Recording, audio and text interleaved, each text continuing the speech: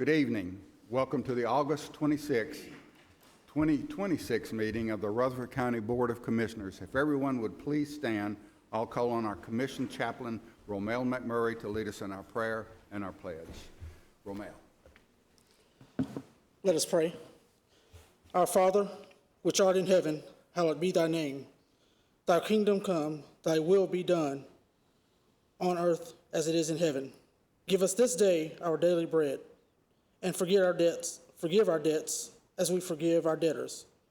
And lead us not into temptation, but deliver us from evil.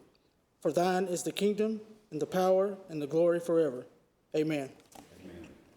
I pledge allegiance to the flag of the United States of America, and to the republic for which it stands, one nation, under God, indivisible, with liberty and justice for all. Thank you. You may be seated. Three white stars on a field of blue. God keep you strong and ever true. It is with pride and love that we salute the flag of Tennessee. Thank you. Now you may be seated.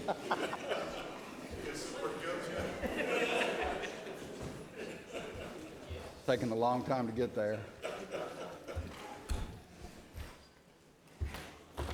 This time, I'll call on our county clerk, Lisa Crowell, to call the roll. Lisa, please. Commissioner Oliver. Present. Commissioner Piercy. Here. Commissioner Hall. Here. Commissioner P. Here. Commissioner Davison. Here. Commissioner Beverly. Commissioner Cush. Present. Commissioner Reed. Here. Commissioner James. Here. Commissioner Wilson. Here. Commissioner Anthony Johnson. I'm here. Commissioner Boyd. Here. Commissioner Paul Johnson. Here. Commissioner Irvin. Here. Commissioner Harris. Here. Commissioner Dodd. Present. Chairman Phillips. Present. Commissioner McAdoo. Here. Commissioner McMurray. Here. Commissioner Gooch. Here. Commissioner Sereno. Yeah. We have a quorum, 20 present. Thank you, Lisa.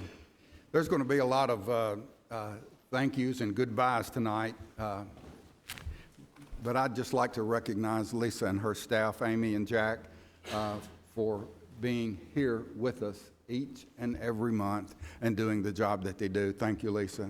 Thank you, Amy. Thank you, Jack. Still getting things done. I appreciate you guys. Reading and approval.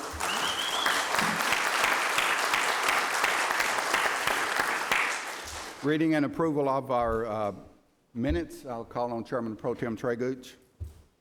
Thank you, Mr. Chair and colleagues. I have reviewed the minutes and find them to be in order. My motion is to adopt the minutes as presented. Second. We have a motion and a second to approve our July meeting minutes, I guess there were. Any questions or comments? All those in favor, please say aye. Aye. Any opposition? Motion to approve carries. Thank you. Public comments. We've had 10 people to show up. If you've not done this before, you've got 3 minutes. And we've got 30 minutes set aside, so that actually ends up to exactly 30 minutes. I'd ask you that you be at the podium promptly and restrict your comments to 3 minutes so we can get through on a timely basis. First is Doug Doty. This is Brendan Doty, I'm sorry, and his topic is the data centers.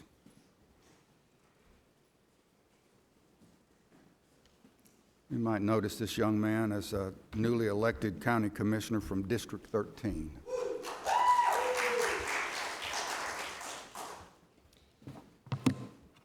Hello, everyone. First, I wanted to thank anyone here who has been involved in finding answers to the issues of AI data centers. I'm aware that a lot of you have only just recently been aware of the issue, so I appreciate the board listening to me and a few others who have spoken against or for this moratorium. A six-month moratorium was brought up, so I wanted to reinstate that we still want a minimum of 12 months. I know we have people working on some answers, and I appreciate that, but 6 months isn't enough to fully dissect the issue and come to an agreement. If we only had until March to figure this out, I feel like we'd be scrambling. To my understanding, you all may not be voting on a moratorium today, and it might be coming back, but I know that there was some confusion on the difference between computer rooms, server rooms, and data centers. So I was hoping we could consider starting off with the moratorium to be placed on any data center that demands any more than 2 megawatts in power. Centers requiring 2 megawatts of power typically range from 10,000 to 40,000 square feet and consumes the equivalent power to about 1,600 homes. Smaller data centers still have negative effects, and from my experience with the community, they would be happy with the moratorium and would give us all peace of mind. So please don't say that the people of Rutherford County are creating problems that don't exist. With a 2 megawatt limit, it ensures that there won't be major energy consumption or unbearable buzzing sounds, while also fitting neatly into commercial areas. Also, the UT Center for Local Planning staff has a rezoning proposal and a lot of good information regarding the legal aspect, which could be very helpful. I believe they said that it isn't public yet, but they are able to answer questions you all may have. Thank you again, and I look forward to serving with you all. Thank you. Next is Dr. Sullivan.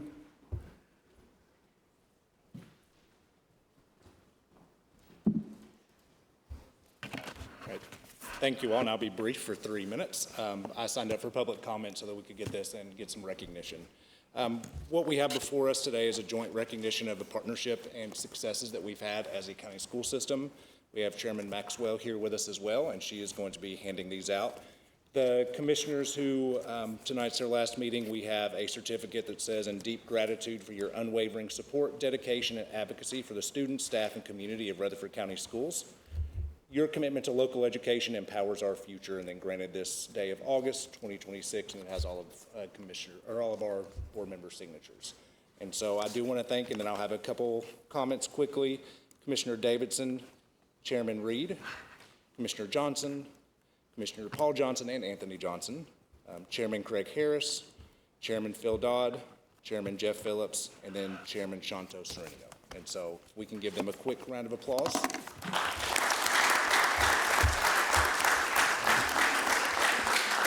And just briefly, I'm the proud director of Rutherford County Schools. Today's bittersweet because we say goodbye to some trusted colleagues who are ending their service, but we're also excited for the future, but definitely going to miss some of the faces that I'm used to seeing 2-3 times a month. By design, there's always a tension between departments and the funding body. I think that's intentional and that's on purpose, but I'm so proud of the work that we all have done through partnerships these last 4 years. Despite disagreements, we have definitely modeled civility, professionalism, and understanding of different perspectives. Most importantly, the RCS experience and greatest successes during your tenure.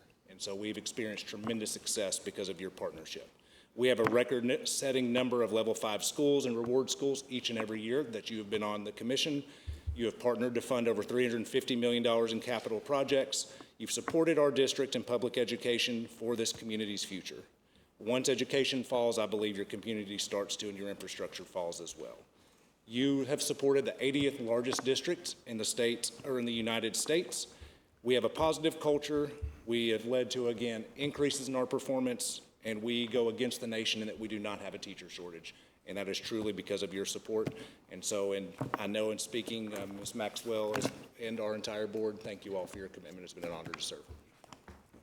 I just want to say it's been honorable to represent the school board these last 2 years. And I think back where we were when I first joined the board in 2020 and what we've accomplished together. And it's been a joy and a pleasure getting to know all of you all and working with you. You all answered the call every time our school system asked for something.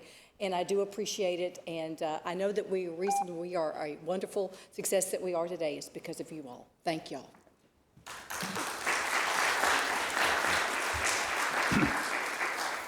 Next is Laura Hinkle. Her topic is data center.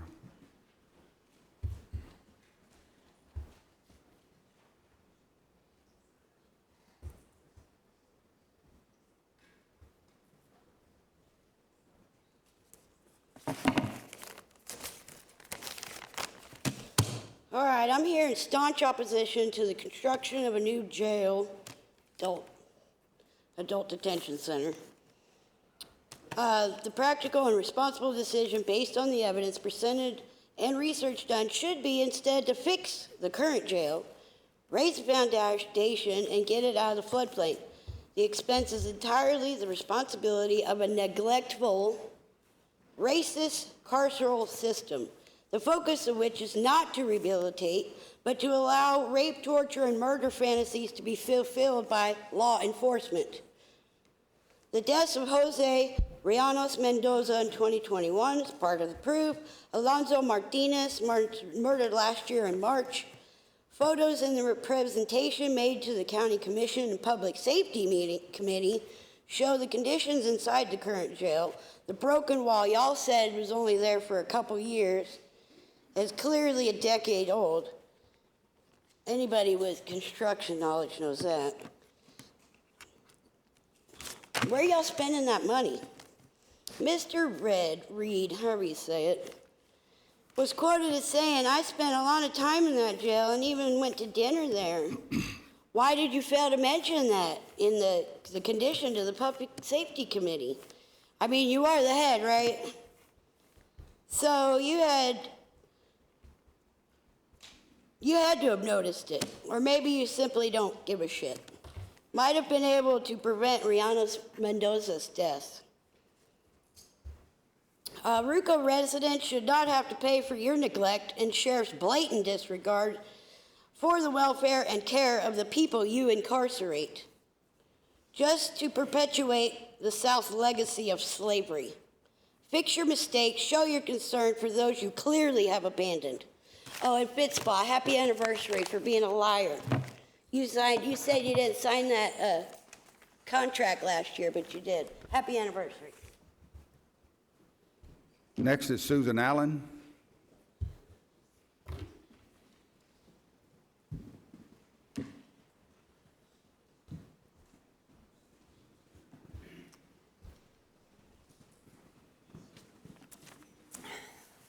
My name is Susan Allen. My district is District 14. And I want to take a few moments tonight to recognize the commissioners who will not be returning the next session. I've watched County Commission business for the last 25 years, beginning when Nancy Allen was mayor, and I've come to appreciate just how much time, effort, and commitment goes into serving the county. Each of you has contributed to Rutherford County in your own way, and I want you to know that those contributions are appreciated. I remember sitting in room 205 in the early 2000s when I first began attending standing committee meetings with my fellow RNA member, Steve Schrader, who some of you may remember. I watched many of you thoughtfully consider the issues before you, and I came to appreciate the dedication it takes to make decisions that affect the entire county. We haven't always agreed on every issue, but I have always appreciated your willingness to listen and to acknowledge my concerns and those of the nonpartisan Rutherford Neighborhood Alliance. I respect the time and energy each of you has given to serving our community. And on a personal note, I especially appreciate the friendships I've made with several of you over the years. Those relationships have meant a great deal to me, and I hope that leaving the commission doesn't mean leaving those friendships behind. I truly hope we'll stay in touch. Thank you for your service, your time, and your willingness to serve. I wish each of you the very best in whatever comes next. Thank you.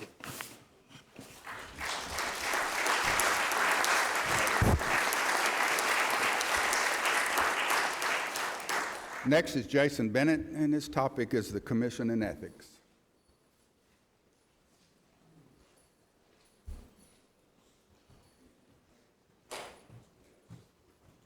I had to ad-lib a little bit because there's been some changes. So good evening, my name is Jason Bennett, and I'm a resident of District 20, and I'm here tonight speaking for myself and on behalf of Rutherford County residents. In just a few days, this commission will swear in its newly elected members, including Commissioner McMurray, following his re-election to District 19. On August 31st, Mayor-elect Randy Allen will also be sworn in, and he'll play a role in the appointments that follow. I wish he was here tonight. I don't see him. I'd ask Mayor Allen, along with every member of this commission, to weigh what I'm about to share when those committee appointments are made. On Monday, Commissioner McMurray entered a guilty plea in General Sessions Court to theft of campaign sign belonging to his opponent. He agreed to a pretrial diversion, 16 hours of community service, $31 in restitution, and 1 year of unsupervised probation. If he completes those terms, the charge will be ultimately dismissed and expunged, but make no mistake, he is on the record today under oath pleading guilty as charged. That plea followed weeks of denial. He told Mr. Clements to his face he knew nothing about it. He denied it on Facebook. He denied it to the press, calling it a false accusation. Only when confronted with surveillance footage did he admit the truth to the police. His attorney's statement afterwards said Commissioner McMurray hopes his admission starts a new and better trend in Rutherford County politics, and I agree with that sentiment. I hope we can set that new example beginning tonight. Commissioner McMurray currently serves as the commission's chaplain. We saw that tonight. Sits on the Ethics Committee. I hear that changed, and serves as vice chair of the Public Safety Committee. I'm asking this commission to formally censure Commissioner McMurray for this conduct. And as new committee assignments are made in the coming days, I'm asking you, Mayor Allen specifically, to seriously reconsider these roles, particularly the Ethics Committee, although I believe that that's changed as of tonight, possibly. That is a question this commission needs to resolve directly. Can a member who is admitted under oath to lying and stealing continue to sit in judgment of others? I'd ask you to reconsider someone else for that seat. And I'd ask you to reconsider that chaplaincy as well. Commissioner McMurray has acknowledged his guilt in court. It would go a long way for the people he represents, for this commission, for this county, and for him, if he would now acknowledge it publicly to the people he represents and apologize directly to Mr. Clements, I saw him in the seats earlier, for suggesting otherwise for as long as he did. Commissioner McMurray broke trust with this commission, with his constituents, and with every resident of this county, and I'm asking you to not look away from that as you seek this new commission. And thank you all for your service and for what you do for your Thank you. Next is Pamela Jones. Her topic is state violence.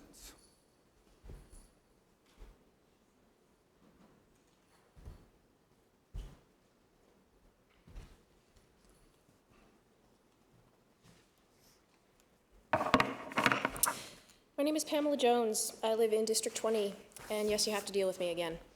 I regularly came here for around 6 months to point out the blatant hypocrisy and failure to protect this community by this commission for allowing an ICE agreement to exist with our sheriff's office with zero input from the community that it will directly affect.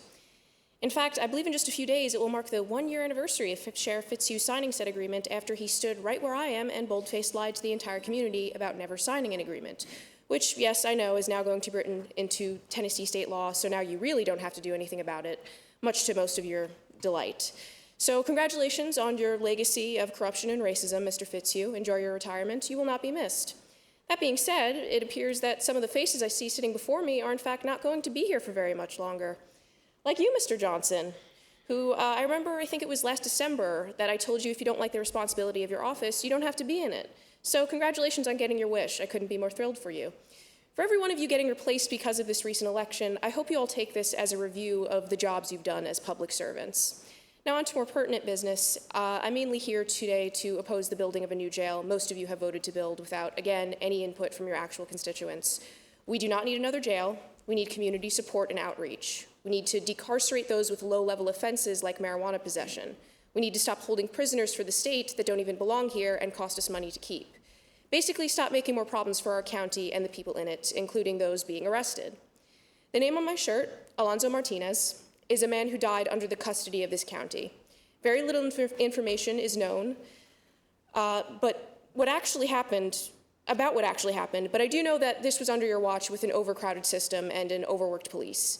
He was a human being with family and friends who loved him, and now he's gone. This is why I now ask for a community oversight board to be made to create transparency and accountability in our local government. This affects the community, so the community should be able to have a say in it. Stop throwing money at worse outcomes. It doesn't protect you, it doesn't protect your family, and it doesn't protect your constituents you always claim to serve. So start serving them, please. Thank you. Next is Matt Fee. This topic is health insurance.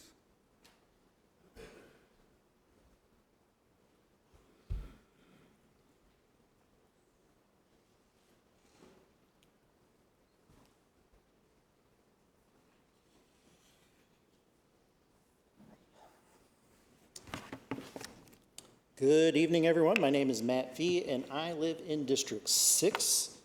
It's been a little while since I stood here, so forgive me if I'm a little nervous. Before my main topic tonight, I wanted to share that I was checking the public comment policy here and notice it's not been updated to reflect the changes adopted by the state legislature in regard to public comments. Public Chapter 620 adopted this year states that there shall be a public comment period for items that are on the agenda and also for items that are germane to the jurisdiction of the local governing body. I hope that some of our new commissioners will take a look at this and make an update to the rules in regards to the committees of the County Commission. I do want to say that for those of you who will not be returning after tonight's meeting, that I appreciate your public service. And I know it can't always be easy to do this, and at its core, I still believe that we all want what is the best for Rutherford County. We probably have different ideas on what that is, but I am hopeful for the best, and maybe a little more so today. I wish you all well going forward, and thank you for your service to Rutherford County. But my main point tonight is just how decisions in Washington are impacting people right here in Rutherford County. A few days ago, I watched as a discussion at the Budget Committee about insurance and how different prescriptions were being removed, and overall it seems that employees will get less and pay more for it. Rutherford County had to choose to reduce service options and increase the burden to employees because profits in the healthcare industry and failures of government in Washington that have cut healthcare for millions of people in the last year that are leading to higher costs for everyone else. I know it's not up to this body to decide, but until Medicare for All is adopted, we will continue to see employers just like Rutherford County continue to slash benefits just to try to keep the plans affordable for its employees. I just hope that voters will keep that in mind when the election comes this time in November here in Rutherford County and across Tennessee. Thanks. Thank you. Next is Alex Sager. Comments is public safety and a moratorium.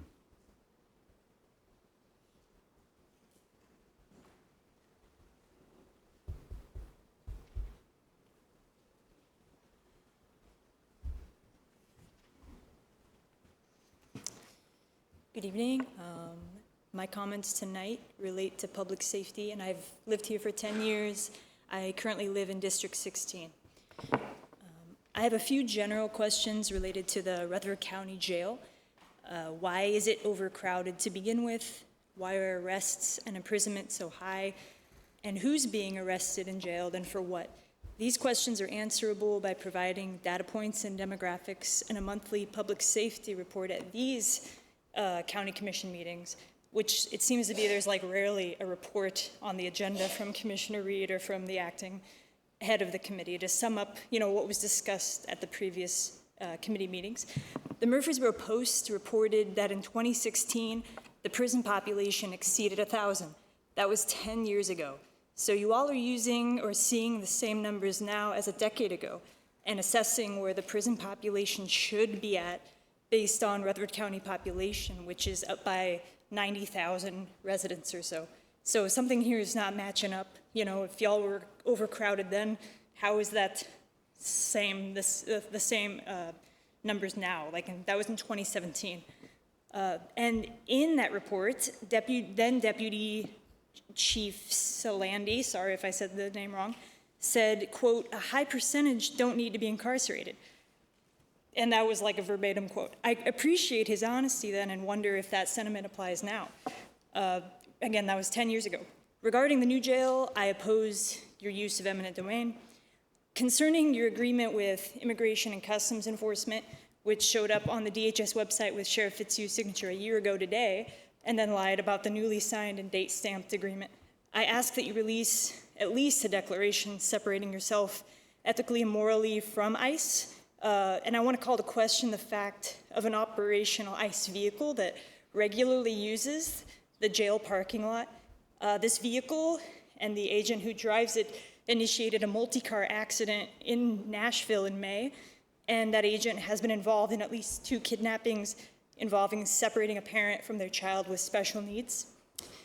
And additionally, this person, she was from Lebanon. Back in March, she made the news. She was violently pushed to the ground, separated from her father, who was had a traffic court violation. She has since passed. And she was a young person from Lebanon, and that was related to ICE.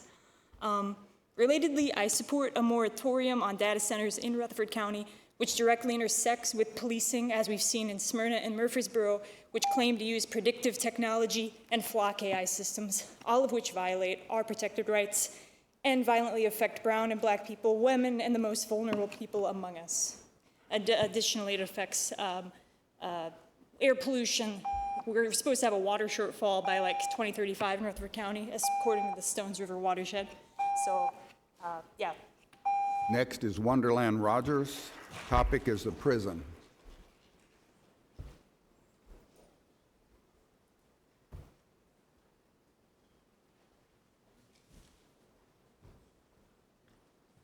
Hello, my name is Wonderland Rogers. I live in District 14, and I'm here today with a proposition and some ideas. I propose that instead of building the new prison with a larger capacity in anticipation of more incarceration, which falls in line with the increasing amount of cops on the street and money that is being funneled into the Rutherford County Sheriff's Office, you take that money and time and use it to beef up and improve the programs currently in place to decrease the number of people who are incarcerated. Some current programs include the pretrial release program and the very, very recent recovery court program, the beefing up of it, not that is recent. These are great additions, however, they aren't preventative. So I would also hope to see more investment in programs that keep people from being driven to violence, theft, and drugs in the first place. Safe sex programs to reduce accidental and unwanted pregnancies, more support for existing food programs to help reduce stress on people and ensure everyone is getting fed, better work programs that support businesses who properly staff and pay their employees, a complete bus system that runs the full breadth of the county and works the same schedule as the people who work, and reforming housing programs or even changing incentives for landlords for the amount they charge people to work around the TN law that there can't be a cap on rent, which does exist. These are just a few things that came to mind. I'm certain if you give people the ability to remove themselves from toxic situations by allowing them to support themselves, you will see a lot of the crime stop.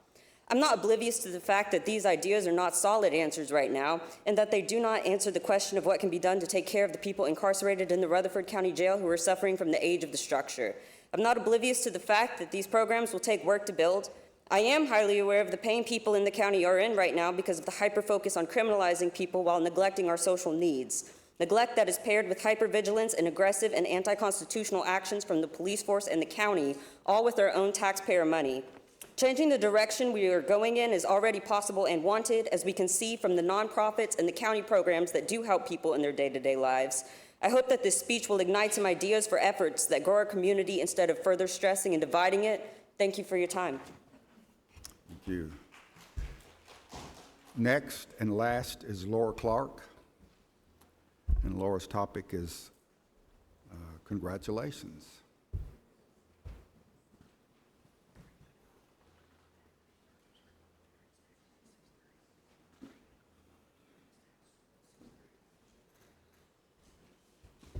Laura's face is very familiar with all of us. She's been up here for the last 4 years making timely comments, and she will be the new commissioner for District 21. Congratulations, Laura.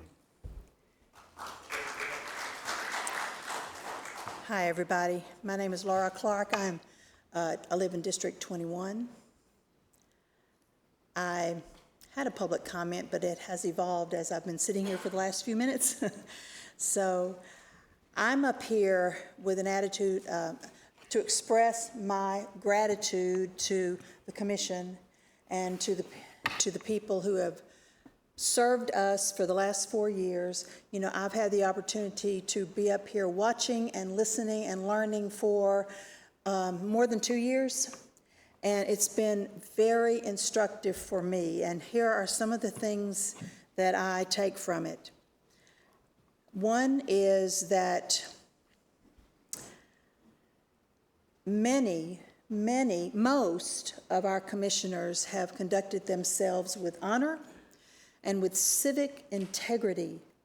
And when we act honorably and with integrity, we can get things done, even in the most difficult, contentious situations. You know, civil discourse has to prevail, honesty has to prevail, and I have watched that happen here, and I appreciate it.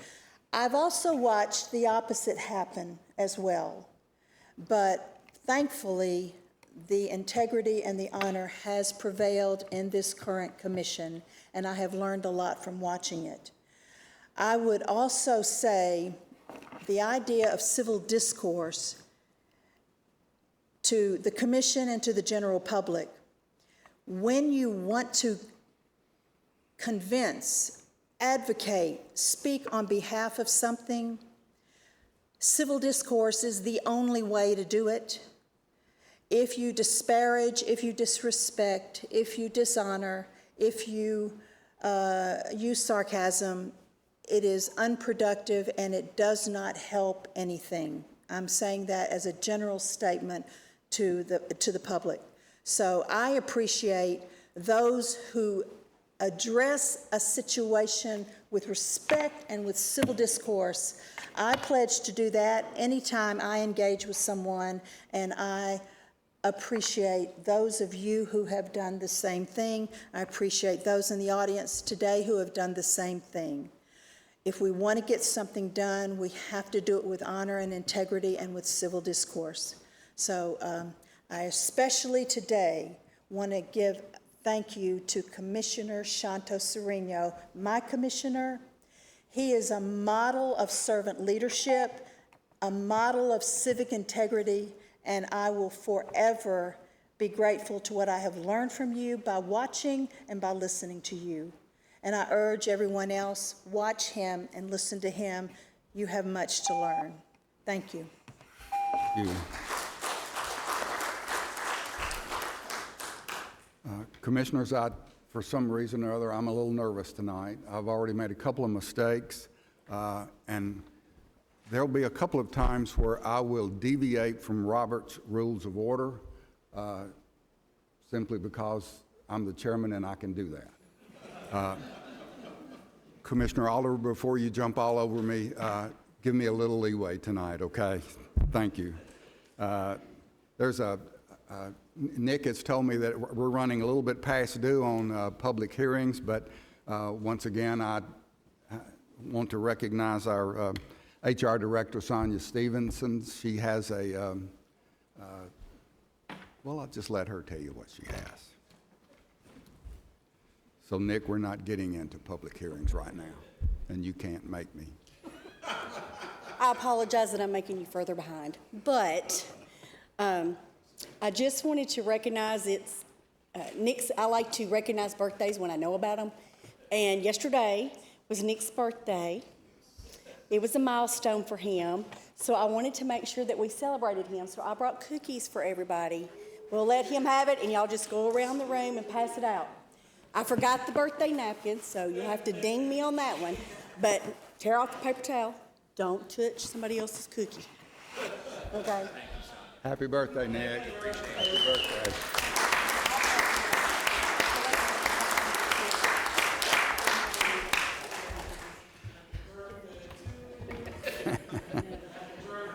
To you. Happy birthday, dear Nick. Happy birthday to you.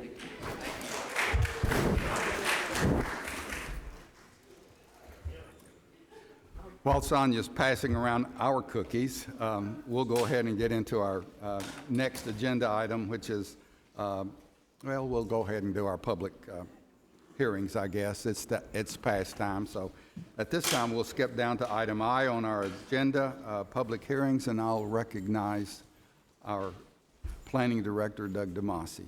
Mr. DeMasi. Thank you, Mr. Chairman. Nick, happy birthday. I had no idea. It's good. Good evening, Commissioners. Hope everybody's doing well tonight. We have two public hearings for your consideration tonight. The first of these is by Mr. James Vaughn. This is located at the intersection of John Bragg Highway and Murfreesboro Street. It's currently zoned residential medium density. He is asking for commercial general on about a 4.5-acre site. This is a result of a zoning enforcement action. Our building codes department back in March received a complaint of materials and different things like that being stored on this property, making it unsightly. Upon investigation, that was confirmed. We brought the owner in for discussion about potential options to resolve the issue. This rezoning application was submitted as a result of that. They originally asked for light industrial. However, staff's meeting with the applicant based on the proposed uses, which I'll get to in a minute, we felt commercial general would be a more appropriate option, which would allow the proposed use. So that's what you're seeing tonight. He would like to zone the property commercial general to build a self-storage facility to contain outdoor storage, possibly recreational vehicles, shipping containers, and boats. This will be classified as automotive parking. It's only allowed by special exception approval by the Board of Zoning Appeals. So should this application be approved, he would still have to go to the Board of Zoning Appeals for a special exception for that specific use. So saying it another way, the zoning doesn't approve the use that he's looking to do. You'll see there's a concept plan that's been included with your application. The applicant has been working with one of the local design engineers to kind of give a better idea of what he is proposing for the property. Most of the site would appear to be open storage, while the bays on the southern end of the property do show covered storage. There are little things that we'll have to look at as far as lot coverage and things like that. Of course, we'll always look at access and parking, our landscape standards, and also our performance standards, should this application be approved, and then a special exception approved by the Board of Zoning Appeals to make sure everything meets our regulations. During the Planning Commission's meeting, there were questions about the proposed development and if this was really the only plan for the property being considered. Compatibility of commercial general zoning with the surrounding area was also discussed. There were some questions about traffic safety, especially vehicles with trailers having to cross over John Bragg Highway. The applicant's representative spoke on the history of the property, stating it had been used as a fill site, so there weren't any suitable soils for a septic system on the property, and he felt the proposed use was practical and appropriate for the site. During the public hearing, some of the speakers discussed concerns regarding adhering to the proper approval process for establishing businesses on property, which we completely agree with, and also the proximity of the site from the existing neighborhood. Following the public hearing and further discussion by the Planning Commission, the Commission did vote to recommend approval by a unanimous vote. So I'll be happy to answer any questions, and the applicant is present. I'm not sure if his representative is, but the applicant is here. So be happy to answer questions. Any questions for staff?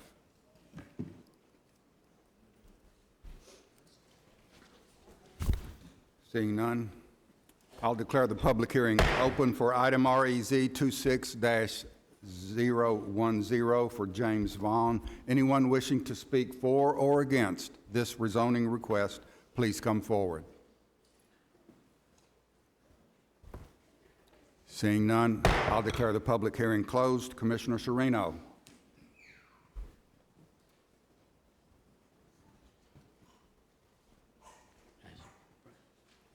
Yes, I agree. So move that. Commissioner Serino moves to approve with all staff comments. Any questions or comments at all? All those in favor, please say aye. Aye. Any opposition? Motion to approve carries. Thank you. Am I good to go? Doug, yes. Thank you, Ken. Thank you, Mr. Chairman. Our second and final public hearing for the night is for property located at 1637 Mount Herman Road. This property is also zoned residential medium density, and they are asking for light industrial on a piece of property. It's just a little bit over an acre, about an acre and a quarter. This was also a zoning enforcement action, not necessarily from a complaint. A county building inspector observed some activity on the property and spoke with the property owner, who is the applicant. He stated he'd purchased the property earlier in the year and was using it, or going to use it, as a vehicle towing business, as he had to leave his previous location, which was along Beals Road, which was zoned for that. Building code sent a notice to the property owner back in March, and we met with him soon after to discuss options for bringing the property into compliance, and this zoning request that you have before you is a result of that. You'll see there's a concept plan that's been included with your application. The concept plan originally was more of a hand-drawn. Since that time, the applicant has been working again with one of the local engineering firms, and there's a better concept plan, quite frankly. No offense to the applicant, but you can see that concept plan that's within your agenda packet. The existing structure on the property will remain. The applicant's proposing to add some car storage area as well. This item was originally considered by the Planning Commission back in May of this year. I've included copies of the minutes from that meeting just to give you an idea and some reference as to the discussion that was had. Following the public hearing at that meeting, there were some commissioners that felt they wanted to have a neighborhood meeting for this. There were some concerns about the range of uses allowed in light industrial. So the applicant did hold a neighborhood meeting, which was back in June of this year. Really, it was myself, the applicant, and the applicant's representative, and that was the only people that showed up the whole time we were there. So if this application is approved, the applicant understands he'll have to go with the professional engineer to submit a engineered site plan to our office, which will address access and parking, landscaping performance standards, similar to our other application we just spoke about. After the Planning Commission considered this last month, there were no questions for either staff prior to the public hearing or the applicant. The commissioner of the district did speak during the public hearing, said he had instructed the applicant to contact his neighbors and that he had not received any phone calls about this application. He felt also that the area was more industrial in nature and that most of the businesses have been in existence for years and expressed support for the applicant's request. Following the public hearing, the Planning Commission recommended approval again by a unanimous vote. So I'll be happy to answer any questions that you might have on that. And the applicant is also present. Any questions for Mr. DeMasi? Commissioner Oliver. Yes, thank you, Mr. Chairman. Mr. DeMasi, I see it says staff is not convinced that this use would serve the daily needs of the rural population in this area. Could you expand upon that? Right, we had some mixed feelings about this application. If you look at that portion that you're talking about under staff recommendation, there is a large salvage yard directly across the street from the subject property. There's other non-residentially zoned property in the area as well, an existing church not far from that. But there were also several single-family residences. And I will give credit to where credit is due for the applicant. They did clean up the property quite a bit. It was in pretty bad shape before he got it. So this wasn't a situation where there was any ill intent. He had lost the place where he was doing business. He was just trying to find another location to do that. So while that is, we did have concerns about that. After hearing the public comments, which really there weren't many of, having a neighborhood meeting, getting a better idea of what he wants to do, I think staff's got a more of a comfort level with it than we did. So with that's, I guess, what I'll say on that. Other questions?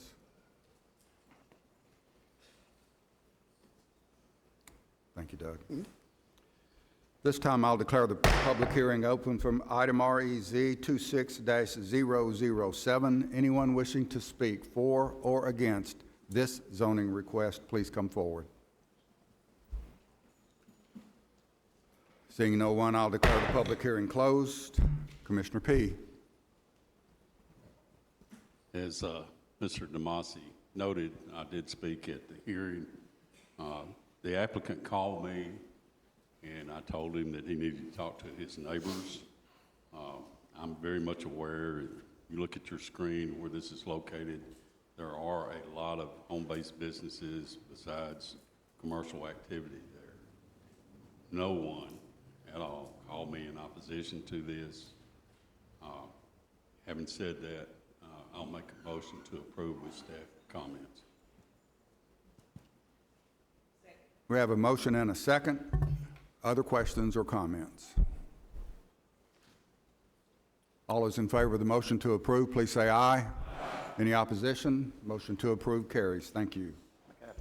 Mr. DeMasi. Thank you, Mr. Chairman. This is always kind of a bittersweet moment. I know every 4 years where we have to say goodbye to certain folks and then hello to new. But I just want to say that I appreciate the relationship that we've had as the Planning Commission and also our planning and engineering staff with you all, especially those who won't be with us at the next meeting. I just want to say thank you, Godspeed. Thank you. Thank you, Mr. DeMasi. Item F, elections and confirmations. I'll call on our steering vice chair, Commissioner Pettis Reed.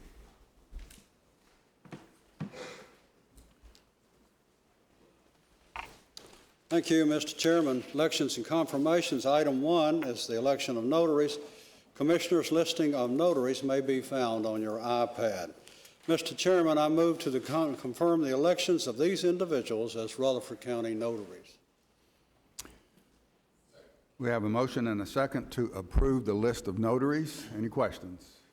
All those in favor, please say aye. Aye. Any opposition? Motion to approve carries. Thank you.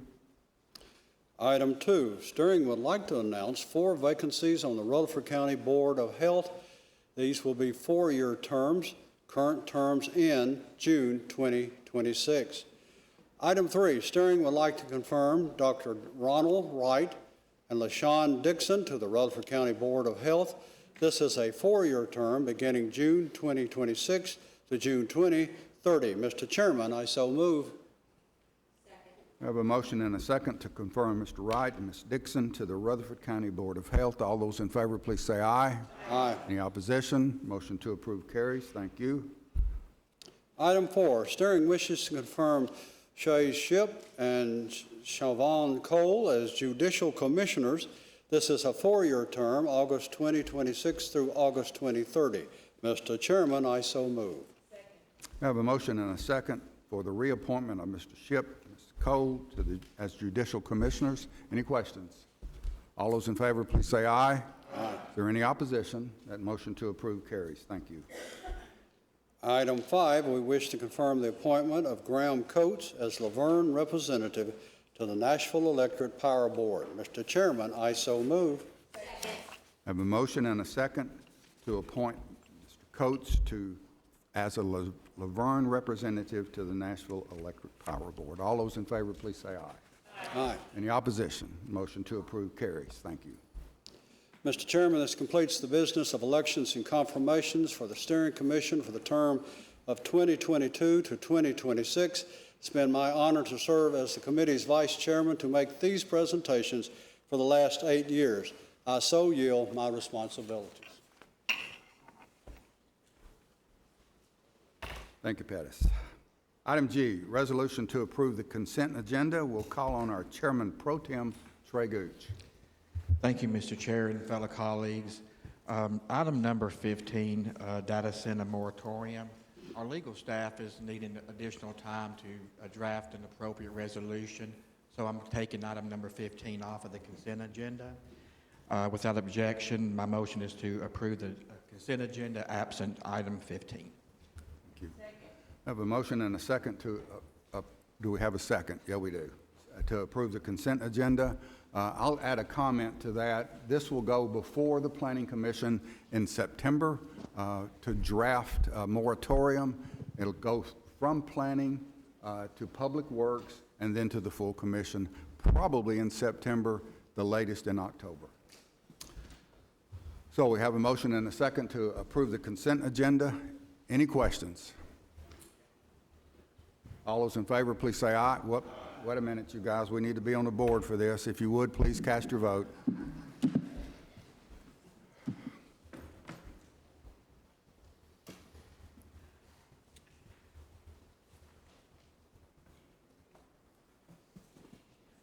Anyone that did not vote and wishes to vote, or anyone who would like to change your vote, you may do so now. Record the vote.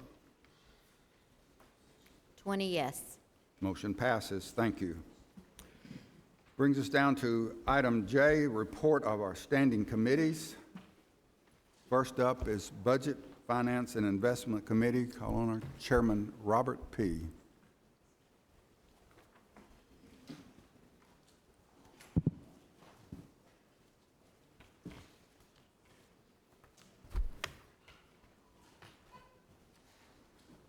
can see Commissioner Davison helping Robert.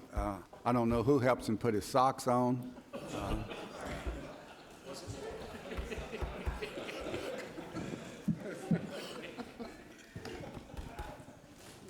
Everybody that asked me if I'm improving, I told them last Sunday I was finally able to button my own pants, so I'm very proud of that.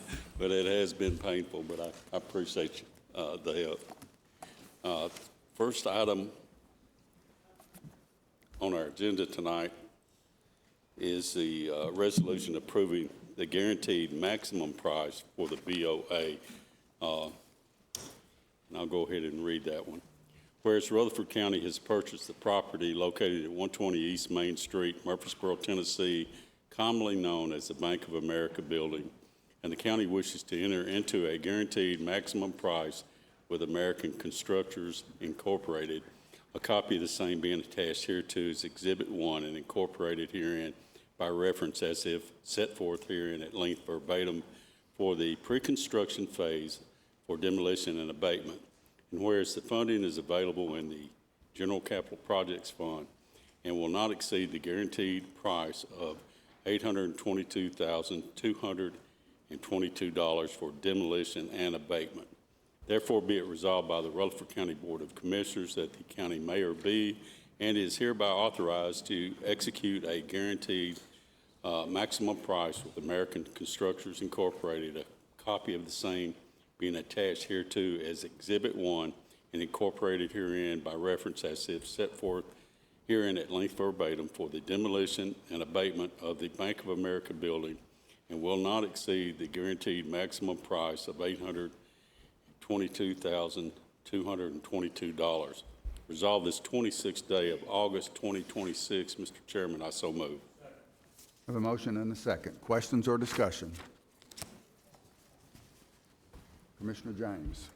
Just want clarity from watching the meeting the other night on it. On this one, there's a lot of talk about the example with the mold discussion.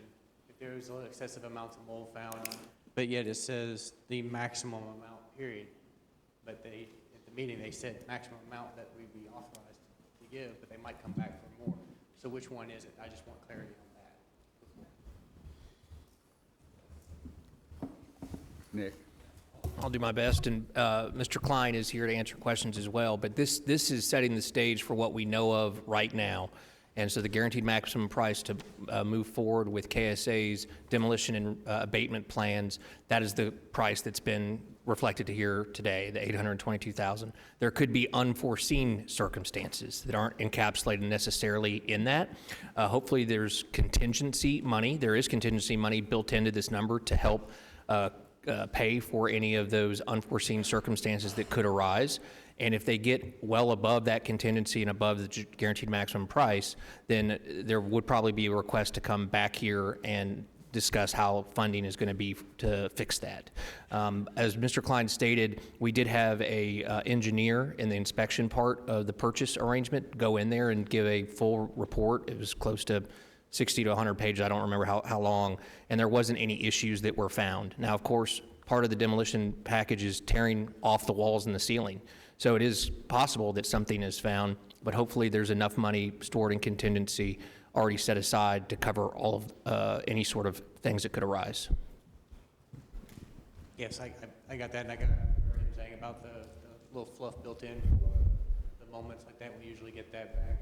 I guess I just like the idea of the sound of the guaranteed maximum price being the guaranteed maximum price. So that's what I was just wanting clarity. Thank you. Yes, sir. Other questions?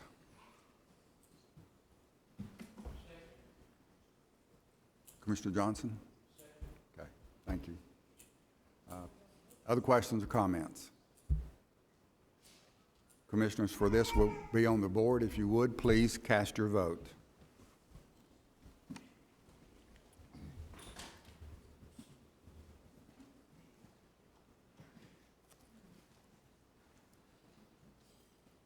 Anyone that did not vote and wishes to vote, or anyone who would like to change your vote, you may do so now. Record the vote. 19 yes, 1 no. Motion passes. Thank you. Budget item B. This has to do with our long-range transportation plan.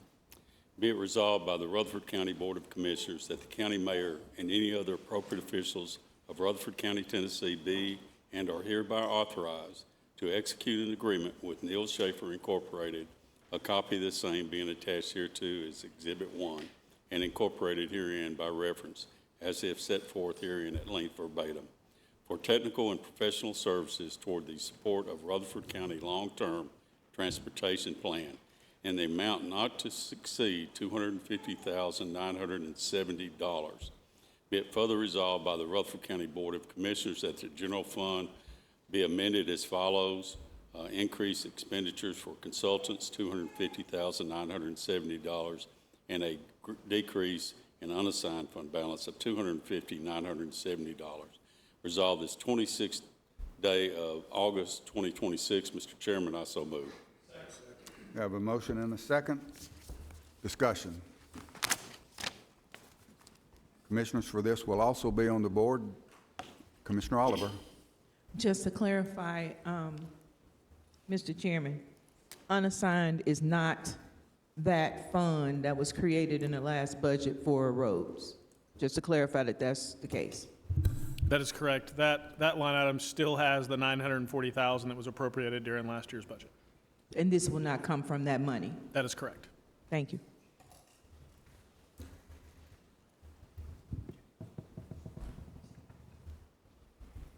Other questions? Commissioners, give me a second.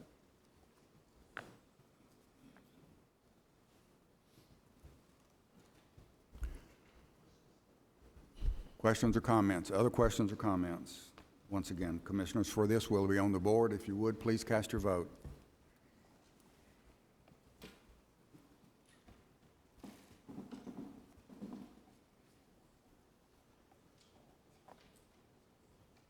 Anyone that did not vote and wishes to vote, or anyone who would like to change your vote, you may do so now.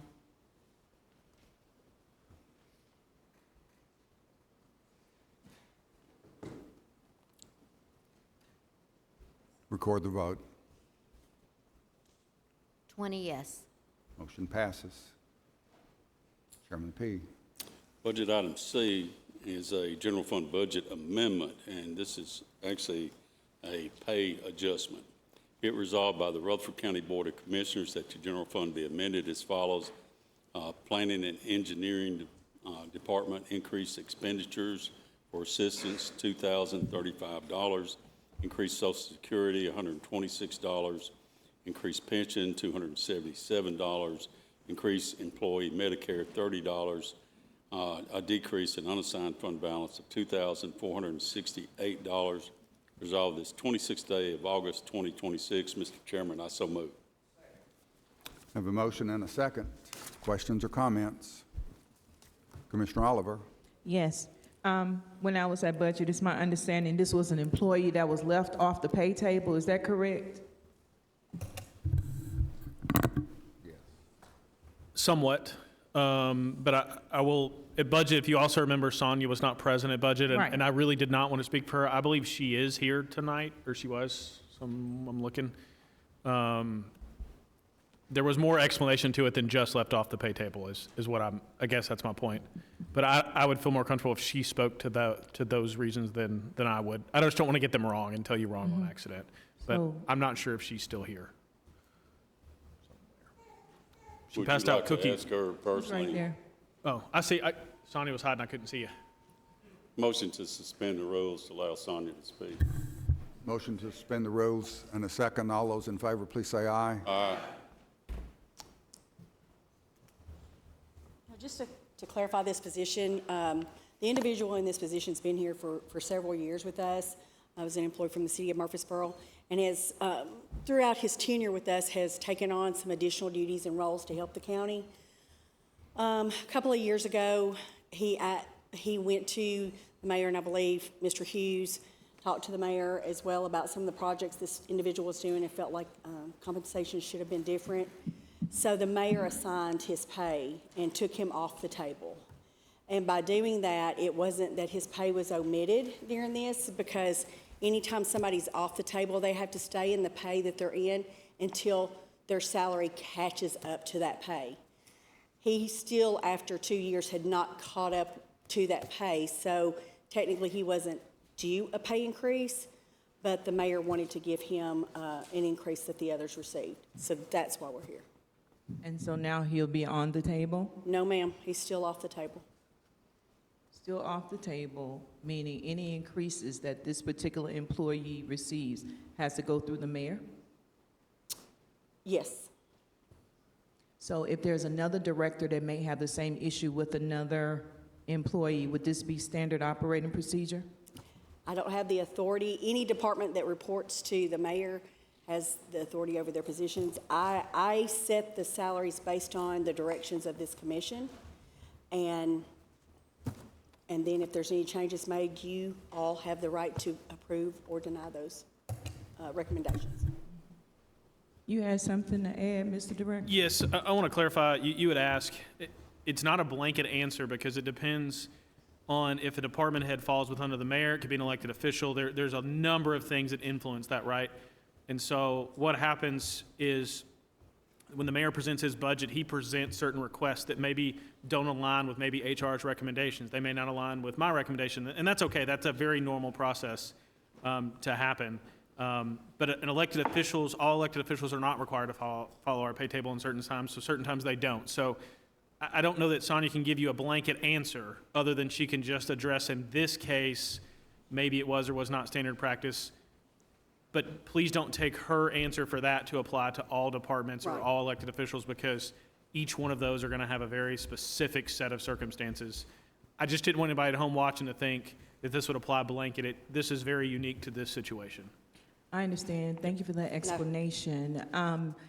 Was this not known in June when we were doing budget? I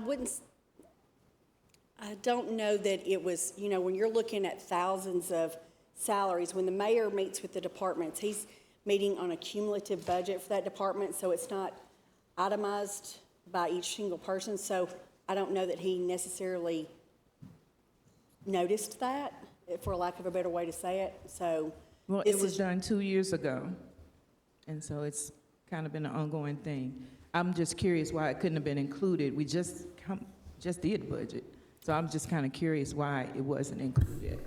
I think the question was just brought to the mayor, and he wanted to make sure. And plus, Eric's got something he wants to add to this. I don't know. I don't know that the mayor knew specifically because we've got over 1,500 employees in the county, so he probably would have included it in his budget request had it been brought to him then. I think it was probably a perfect storm of events where he didn't realize this person was off the table. At the same time, I bet the director, Mike Hughes, who was here, probably didn't realize it either. He would have probably put it as part of his request. I think what you're seeing is just a perfect one-off event. That's why I was saying earlier, I don't think this is reflective of what happens all the time. I think this was a perfect storm of some miscommunication that happened and just is a one-off is what I really think. Because we typically don't see these. We typically remedy these as part of the budget process when they're presented. Thank you. Thank you, Ms. Stevenson. Other questions? Seeing none, commissioners, for this, we will also be on the board. If you would, please cast your vote.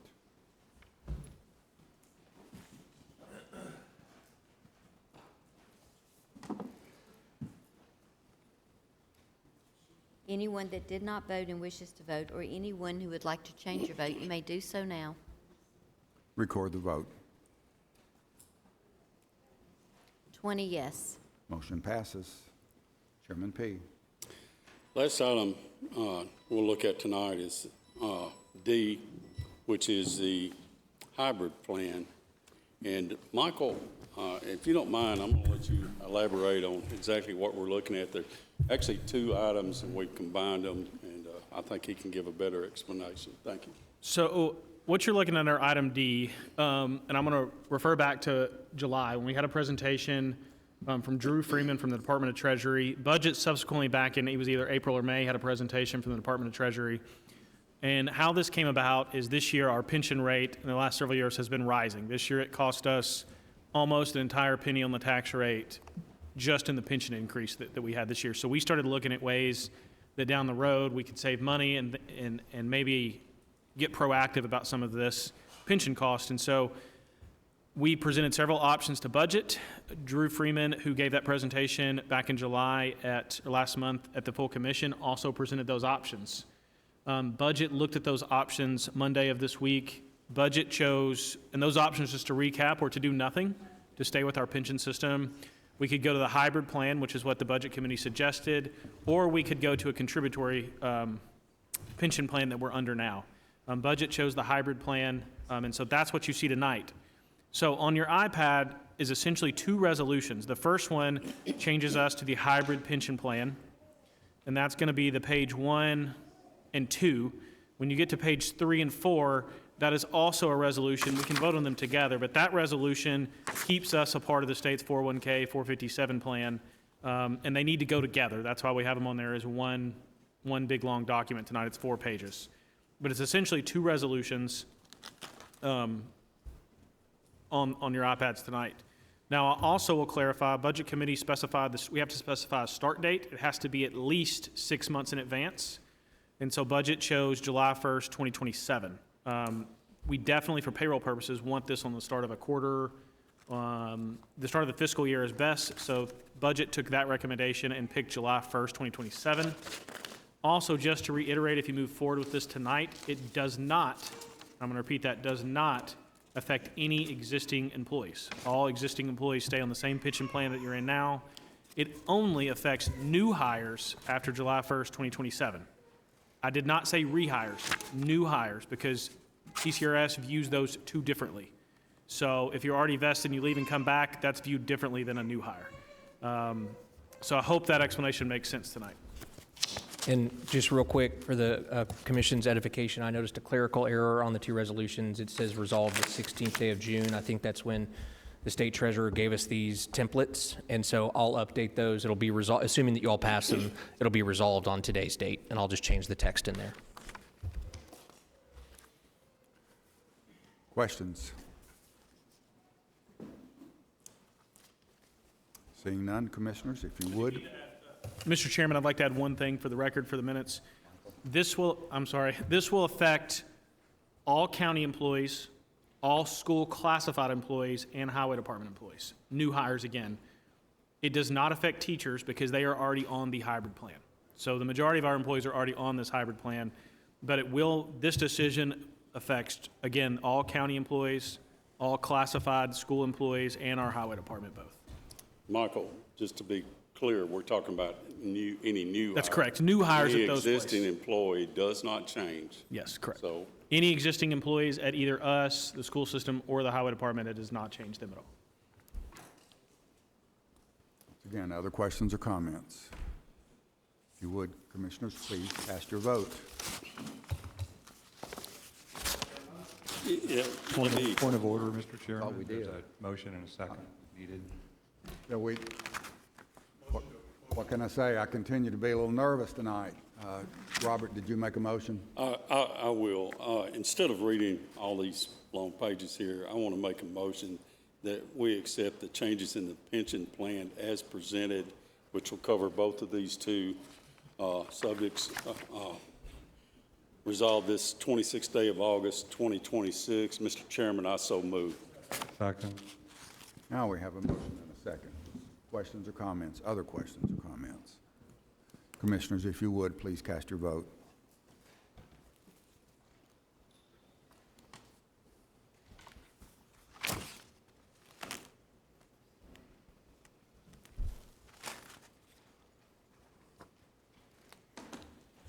Anyone that did not vote and wishes to vote, or anyone who would like to change your vote, you may do so now. Record the vote. 19 yes, 1 no. Motion passes. Chairman P. Mr. Chairman, our next scheduled meeting is October the 8th. We met this last Monday, which basically will take care of our September meeting unless something comes up, and that would be a unscheduled meeting. But October the 8th is the next one. Thank you. Thank you, Chairman P. Next up is Public Safety Committee, Chairman Pettis Reed. Mr. Chairman, it shows on here we have no report, but our next meeting date, well, let me say that. The next commission public safety meeting will be for public safety. It'll be on a Monday, September the 28th, 2026 at 5:30. But, Mr. Chairman, with your permission, I do want to say something about public safety. Granted. This evening, my name was mentioned in public comments. And commissioners, that's not the first time. Probably the last time. But I've heard this before. I've heard it. And if you're a commissioner, you're representing 16,000 people out there on an average of your district. And if you've made everyone happy out there, you're doing something wrong. because that's your responsibility. And I was glad to hear the lady say what she felt was wrong, what she thought her responsibility, because that's what public comments are all about. But when you're leaving a place like this right here for the last time, and you're thinking about these things, I've spent 12 years on public safety with Doug Schaefer as the chairman when I first walked in here. And yes, I do wear cowboy hats every now and then. That's required by a doctor saying you need big hats when you go out in the sunshine. And I do live on a farm, and I remember walking in one night with those hats on, and he looks at me and he says, "Cowboy, you may enjoy being the head man out there on the farm, but when you walk in here, I'm the head cowboy." And he was the chairman. And I understood that. He was the chairman. And tonight we've had the opportunity of having 2 new commissioners here with us. And that's great. But I've always thought as a commissioner, I've had the opportunity to put my hand on that Bible up here and raise my hand and say that I'm going to abide by the state constitution and the United States Constitution. And I never took those to the point. I was always serious about that. But something I learned early on, no matter if during the election or any other time on Saturdays or whenever, that you call yourself a Republican, you call yourself a Democrat, you call yourself an independent, you call yourself a Whig, or you call yourself whatever. But when you walk through that door right there and come into this chamber, you're a county commissioner. A county commissioner. And you sit down at these desks, you have to remember that you were elected by the people that are sitting out here. And those are the individuals you're responsible to. You're not responsible to a party. You're not responsible to an organization. You're not responsible to anyone else but those people. And we must never forget it. Never, ever forget it. And I've tried to do that all these years. I have people that would come and sit on my front porch with their problems. I've had people call me at all hours of the night with their problems. Had a lady call me at 3 in the morning. She had a pig on her porch, wanted to know what she needed to do. Smart aleck me says, "Well, do we need sausage or bacon?" That wasn't what she wanted to hear. And we had to deal with a pig on her porch at that time of the morning. I've had calls, there's cows in the road. Now, some of you that live in town don't get those calls. But we had to take care of getting cows up. We've had situations where people wanted their roads paved, but they were private roads, and we couldn't do it, but we discussed it, what had to be done. But it's the people. If you'll go back and study George Washington and those early leaders, they'll tell you it's the people. Never forget the people. And the reason I say this right now is it's important we do that. It's important we do that. And like I said, that lady had the right to say whatever she wanted to say about me. The name is Reed, not Red. I always tell people it's spelled R-E-A-D, but I am in the present tense, not in the past tense yet. But I just wanted to say that when you walk in this chamber, it's very special. And you are a county commissioner and nothing else. And it's about the people. And I think when we handle that like public safety, as we have done in the past, we'll try our best to always be right. Maybe not every time, and we'll make some people unhappy. But I hope I have tried to do my best on that, Mr. Chairman. Thank you, Chairman Reed. Item J3, Health and Education Committee, Chairman Phil Dodd. Thank you, Chairman. We have no report, and my final comment is the next Health and Ed Committee is September 29th at 5:30 p.m. Thank you, Chairman. Item J4, Property Management Committee, Chairman Alan McAdoo. Thank you, Mr. Chairman. Tonight we got one item on the agenda. It's a rooftop access and license agreement, United Telephone Company. Brief comment is that, basically speaking, it's an antenna that they want to put on the Goldstein building so you have better Wi-Fi reception, especially when they have the events here on our courthouse campus. At the meeting, I asked that we asked Murfreesboro if they had any concerns. So we did get an answer back tonight that Murfreesboro do have some concerns.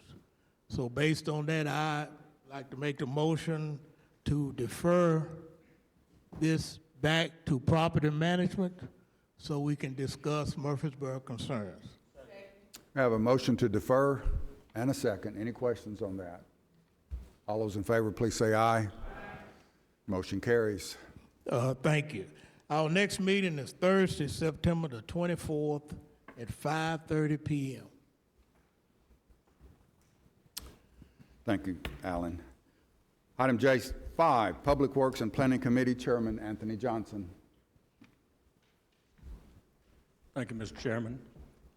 We have no report tonight. Our next meeting will be October 6th, 2026. And I won't be here. Thank you, Mr. Chairman. Item J6, Steering Legislative and Governmental Committee, Chairman Craig Harris. Mr. Chairman, we don't have a report tonight. Our next meeting would be September 8th. I wanted to take this opportunity. I've been chairman for 8 years of steering. I felt like I have left this place better than when I came. I want to thank the steering that has been with me for 8 years. We have done some really great things. I want to thank this commission for the 8 years that I've been here. I know I can be controversial sometimes, but I always got a good smile. So I want to thank all y'all. I wish you the best. I wish the people that are coming in the best. I want our mayor to succeed. And I am thankful for the time I had here. Thank you. Thank you, Mr. Chairman. Okay, other business. You need to give me kind of a minute or so to organize my thoughts. This is where the unorganized stuff comes in, Commissioner Oliver. But before we really kind of get into this, Susan, if you'd look over your right shoulder, right behind you, you see that young lady sitting right there?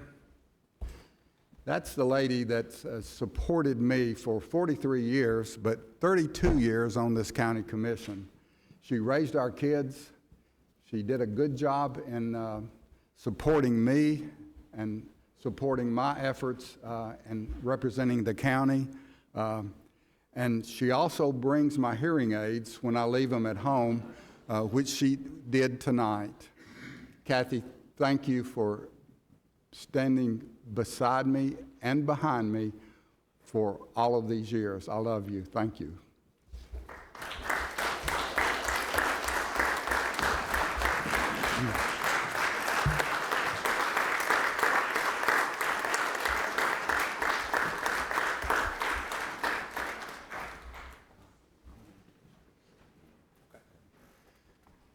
There's been some opportunities that we've had over the last 4 years especially, and there have been times where we should have updated not only this commission but the community in efforts that we've had, in essence, a state of the county address. And we've not done that on a regular basis. There have been a lot, or some, comments in the public media that has been detrimental to some of our efforts. If you guys will bear with me, we put together a little presentation of some of the things that this county has done over the last 4 years and are expecting to do in the future. So I've got some comments that I'd like to make, and here we go, you guys. It'll take me a few minutes to get through this, so as I mumble and stumble, please forgive me once again. This is a little bit of a nervous night for me. Commissioners, Mayor Carr, elected officials, department heads, employees, citizens of Rutherford County. As I come to the end of my time serving as chairman of this commission, I wanted to take a few minutes to reflect on where we've been, what we've accomplished together, and where Rutherford County is headed. Anyone who has lived here for very long knows that Rutherford County is not standing still. We continue to grow, and with that growth comes opportunity, but also responsibility. Every year, this commission is asked to balance the needs of today with the needs we know are coming tomorrow. That means providing public safety, schools, infrastructure, protecting taxpayers, planning responsibly for growth, and making sure county government continues to serve our citizens effectively. Over the past several years, I believe this commission has taken that responsibility seriously. One area that is in particular evident is in public safety. We've made significant investments in public safety facilities and services. We have continued to support our law enforcement, emergency, medical services, and our fire department by building several new public safety and health buildings throughout this county to increase response times and availability of services. We have also continued to work through the needs of our juvenile detention board and the facilities necessary to serve our young people, the courts, and law enforcement. Perhaps most importantly, we have begun the planning and programming process for what will ultimately become the new jail and public safety complex. This is not a small undertaking, and it is not one that should be rushed. The decisions made on that project will affect Rutherford County for generations. The Commission has taken the important first steps in identifying the long-term needs and beginning the process necessary to make informed and important decisions about the size, location, design, and cost of that facility. At the same time, we've made investments in facilities that allow county government to function every day. The county clerk's one-stop building with its own driver's license center is an example of our efforts to make county government more convenient and accessible to the public. We've also purchased the 120 East Main Street for use as our new administrative offices building. That property will allow the county to consolidate and house a number of administrative offices and departments in a more coordinating setting, improving efficiency and better position county government for future growth. Growth also places enormous demands on our schools. This commission has continued to work with Rutherford County Schools to provide the facilities needed for our students and their families. The new Poplar Hill Elementary School and other projects, including many school expansions, reflect the reality we must plan ahead rather than wait until our schools are overcrowded before acting. Responsible growth also requires responsible planning. The Planning Commission's adoption of Plan Rutherford represents an important effort to look beyond the next subdivision and the next development proposal and consider what Rutherford County should look like years from now. Transportation, land use, infrastructure, schools, public safety, and economic development are all interconnected. Good planning gives future commissions and future generations a framework for managing the growth thoroughly.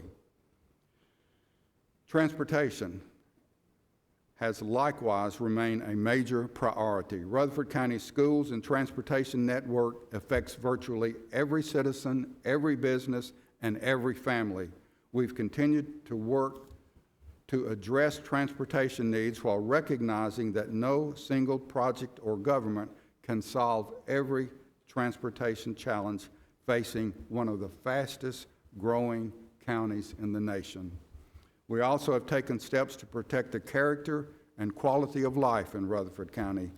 The Commission took action concerning the landfill and the future expansion, making clear the county's position on an issue that has generated significant concern among our citizens.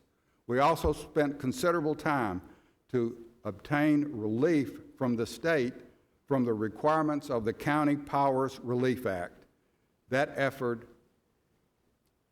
We made that effort on multiple occasions, but ultimately were unsuccessful.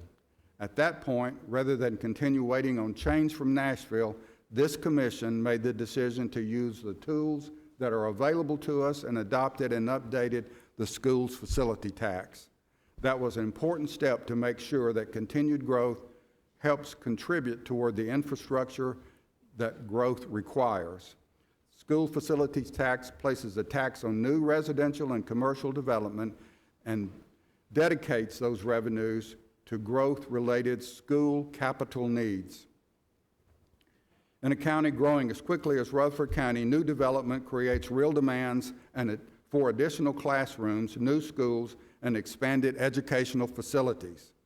This tax gives us another tool to help meet those costs and helps ensure that a portion of the financial burden created by new growth is borne by growth rather than falling entirely upon existing property taxpayers. Waste and recycling remain difficult issues for every growing community. We have continued evaluating our transfer station and recycling operation, looking for ways to manage waste responsibly and sustainably while protecting taxpayers from unnecessary expenses. We also made major investments in county solid waste infrastructure with the construction of our new waste transfer station that is among the finest facilities of its kind in the country. It gives Rutherford County a modern, efficient, and long-term solution for handling waste. It improves working conditions and operations and positions the county to better manage the demands that come with continued population growth. Those are not always headline-grabbing issues, but they are essential county services that require long-term planning. We've also worked to make sure Rutherford County remains a community where people can afford to stay when they grow old. Updating the senior tax freeze program was an important step in helping qualifying senior citizens remain in their homes despite raising property values and financial pressures that often accompany growth. Another significant responsibility has been determining how best to use the proceeds Rutherford County receives from the national opioid settlements. The creation and work of the Rutherford Opioid Board has provided a process for studying those needs and directing resources toward treatment, prevention, recovery, and other efforts intended to address the devastating effects that an opioid addiction has had on individuals and their families throughout this community. We also invested in significant renovations in our recovery court facility, improving the space used by a program that is doing important work every day in Rutherford County. Recovery court gives people an opportunity to address addiction through accountability, treatment, supervision, and support, while also helping reduce repeat involvement in the criminal justice system. The judges, staff, treatment providers, and community partners involved in that program do tremendous work, and the improvements to that facility reflect the county's commitment in supporting that mission. None of these accomplishments have happened simply because somebody introduces a resolution or makes a motion. They happen because commissioners spend hours in committee meetings. They happen because our budget, finance, planning, public safety, and other committees ask difficult questions and work through complicated issues before they ever reach this commission floor. They happen because the department heads and county employees provide the information we need to make decisions.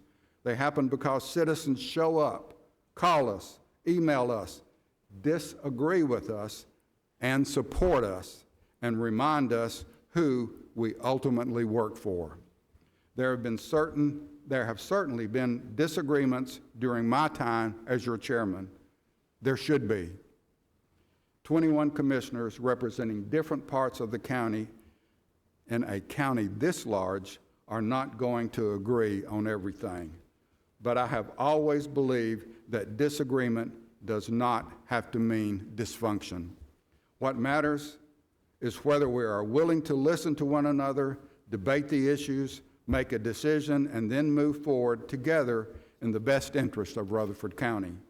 Rutherford County remains financially strong and positioned for the future. We've continued to plan and invest while being mindful of every dollar we spend ultimately comes from the people that we represent.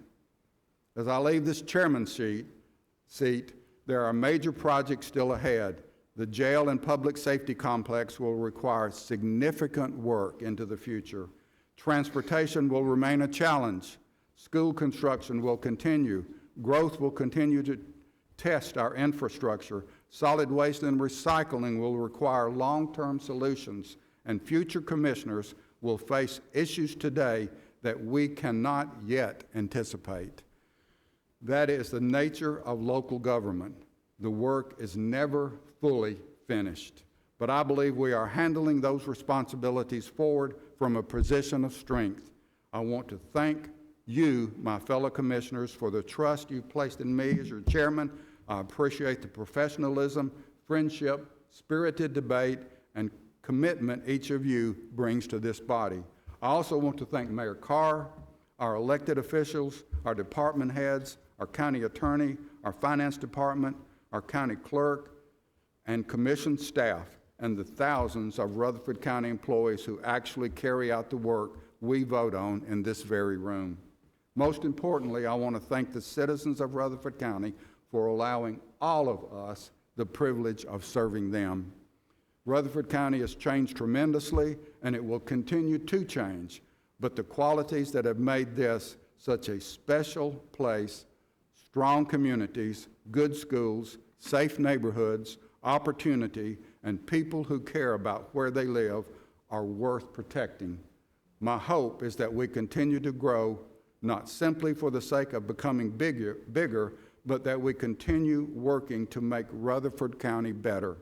It's an honor to serve as your chairman of this commission, and I am grateful for this opportunity. Thank you.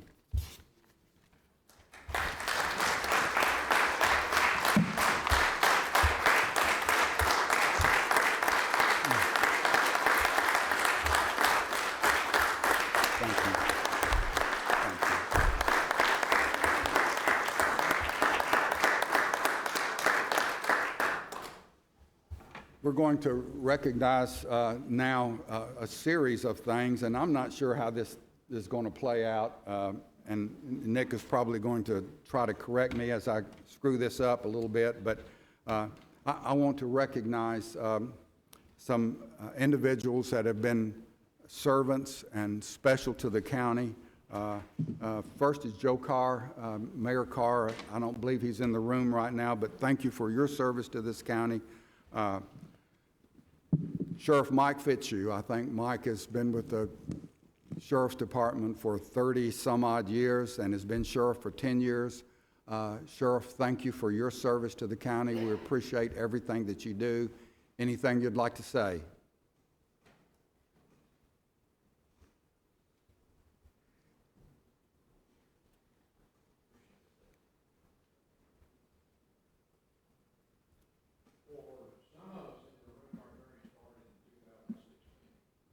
And I had the privilege, I thought at the time, sometimes I've never been interviewed by 21 people.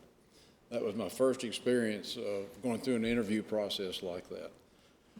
But through that process, I learned a lot, but I do want to say to all of you during that process, thank you for the opportunity that you've given me to serve you.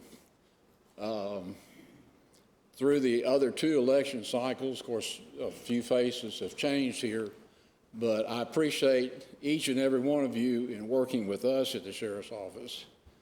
and helping us to help the citizens in this community. I think Chairman Reed made a very good point that we try to make the decisions based on the best information that we've got. We consult a lot of people at the Sheriff's Office before we make a decision, and we realize that all the decisions that we make are not popular. We're not going to get an agreement from everybody, but the foundation of each of those citizens is what is best for the citizens of this county and what's best for this county, and a lot of those decisions are made on the basis of trying to keep us out of litigation. To Nick, I say thank you. We have kept him busy through the 10 years. Nick and I have not always agreed on everything, but I do appreciate you working with us.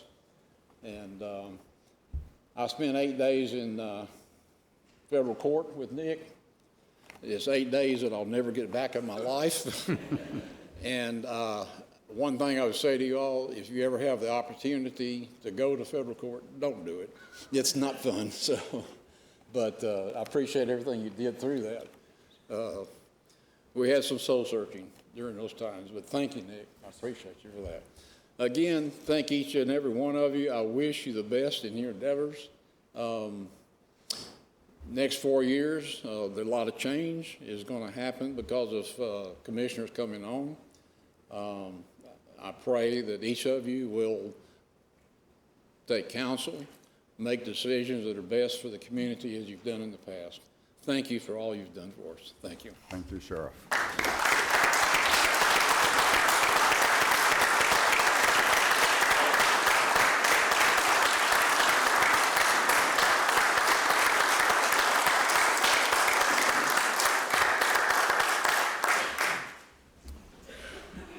Also, Melissa Harold, Circuit Court Clerk, I think for 12 years. She's in the audience, and she will be leaving at the end of this month. Melissa, anything you'd like to say?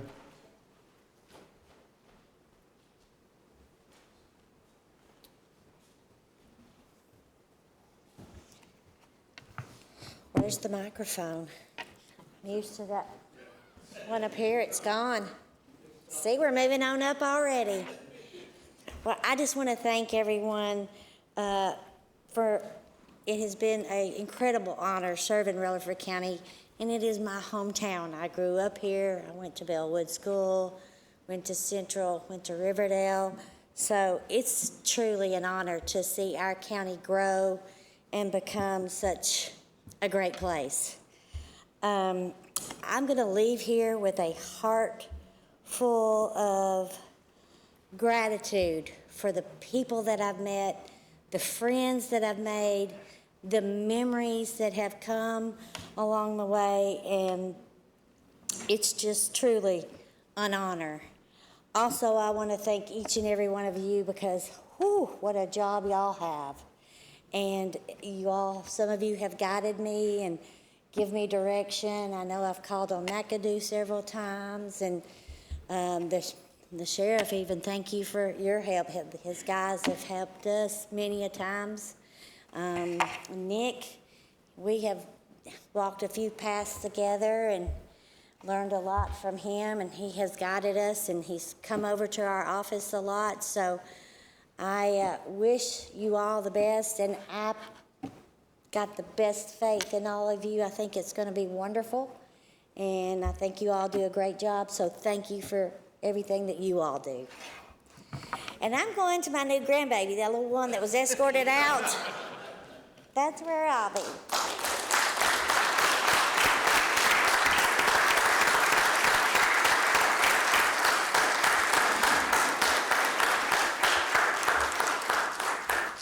Thank you, Melissa. Melissa called a little earlier this afternoon and said, can you put me early on the agenda simply because I got a bunch of babies that'll probably be crying? And I said, no, we'll suffer along with you. Last but not least, we'll be saying goodbye to a number of our commissioners tonight. And I'm not going to go into any speeches or anything about relationships, but other than you guys are family to me, and I appreciate all of you. Laura Davison, Commissioners Laura Davison, Pettis Reed, Anthony Johnson, Paul Johnson, Craig Harris, Phil Dodd, Shanto Sereno, and yours truly will be leaving. This will be our last meeting tonight. Thank you for your service to Rutherford County. Appreciate anything and everything you do and will continue to do. Good job, Commissioners. Thank you.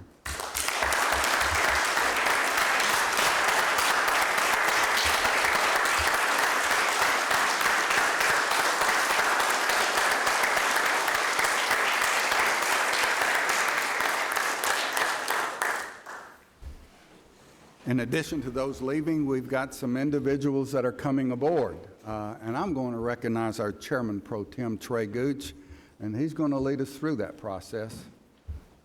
Trey? I've left this up to Trey, and I know that there's going to be a surprise or two here, and that's what I was talking about a little bit earlier, you guys. So I don't know what he's got on his mind, but I know it's probably going to embarrass some of us, so hang tight. Well, I'll be brief. But we do want to welcome some new people that will be joining us. If you are in the audience and I call your name, would you please stand and remain standing for a few minutes? Mayor-elect Randy Allen.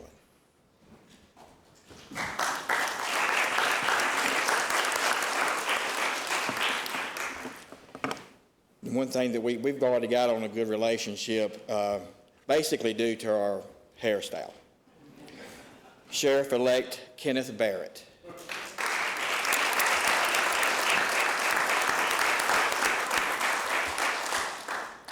Circuit Court Clerk-elect Jeff McKinney.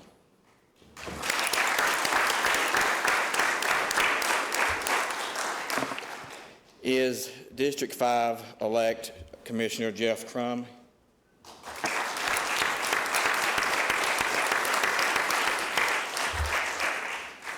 Is Commissioner, District 8 Commissioner-elect Bill Tollett within the audience?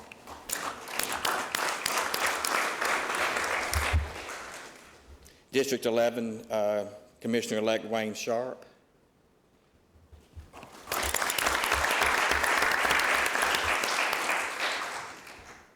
District 13 Commissioner-elect Brandon Doughty.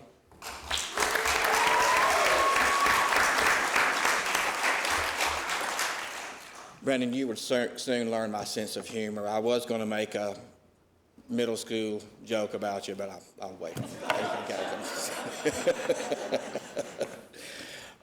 Is District 15 Commissioner-elect Sean McGowan in the audience?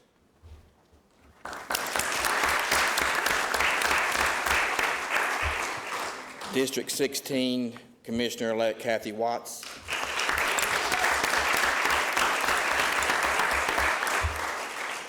District 17 Commissioner-elect Sean Gilliland.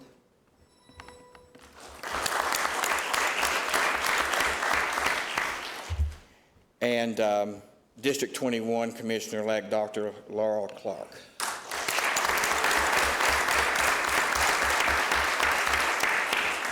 We want to congratulate you on your recent election to your prospective post. Many of us in this room know and understand what it's like to campaign in July, door knocking in the 200-degree weather with 110% humidity. So you should be commended, and we appreciate your interest and service of Rutherford County, and we welcome you aboard. And once again, congratulations and thank you.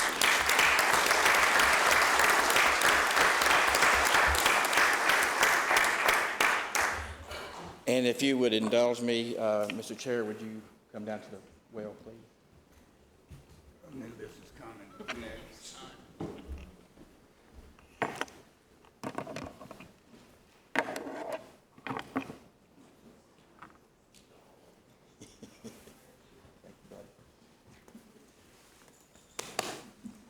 So, on behalf of the Rutherford County Commissioners and your colleagues here, we appreciate the leadership that you've given us, your dedication to the county, and being a great chairman for us in the last 4 years. And so we would like to honor you with this flag, which flew over the Rutherford County Historical Courthouse in your honor. It must have been a windy day because you know some bird poop somewhere here. So. And I think I say with all of us, Jeff, we just love you so much. Appreciate it. Thank you.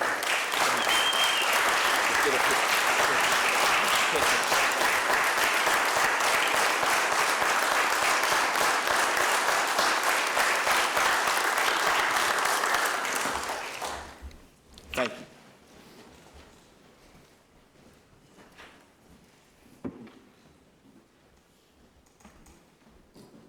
Sonia Stevenson. I believe Sonia has an announcement or two.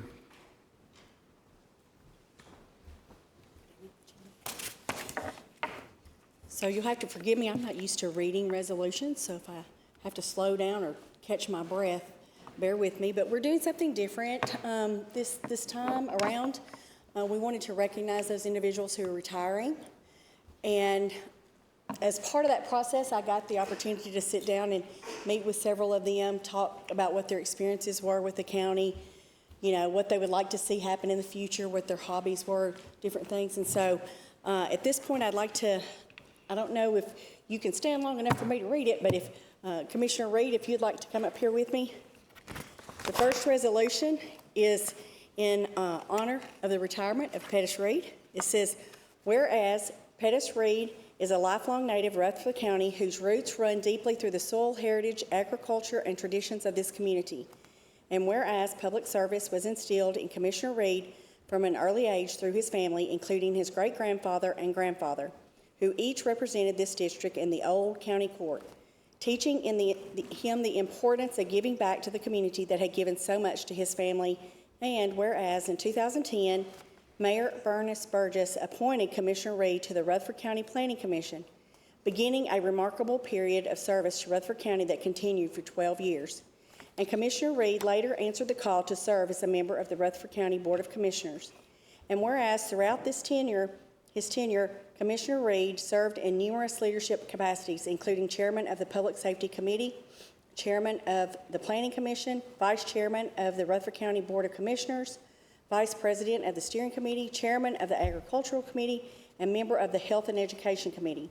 And whereas Commissioner Reed's commitment to the community extended beyond county government through service with the Rutherford County Library Foundation, Middle Tennessee State University National Alumni Board, Middle Tennessee State University Agriculture Advisory Committee, Blue Raider Athletic Association, and other civic and community organizations. Whereas Commissioner Reed played a significant role in bringing fiber internet service to rural areas of Rutherford County, helping provide citizens who once had limited or no reliable internet access with new opportunities for communication, education, business, and economic development.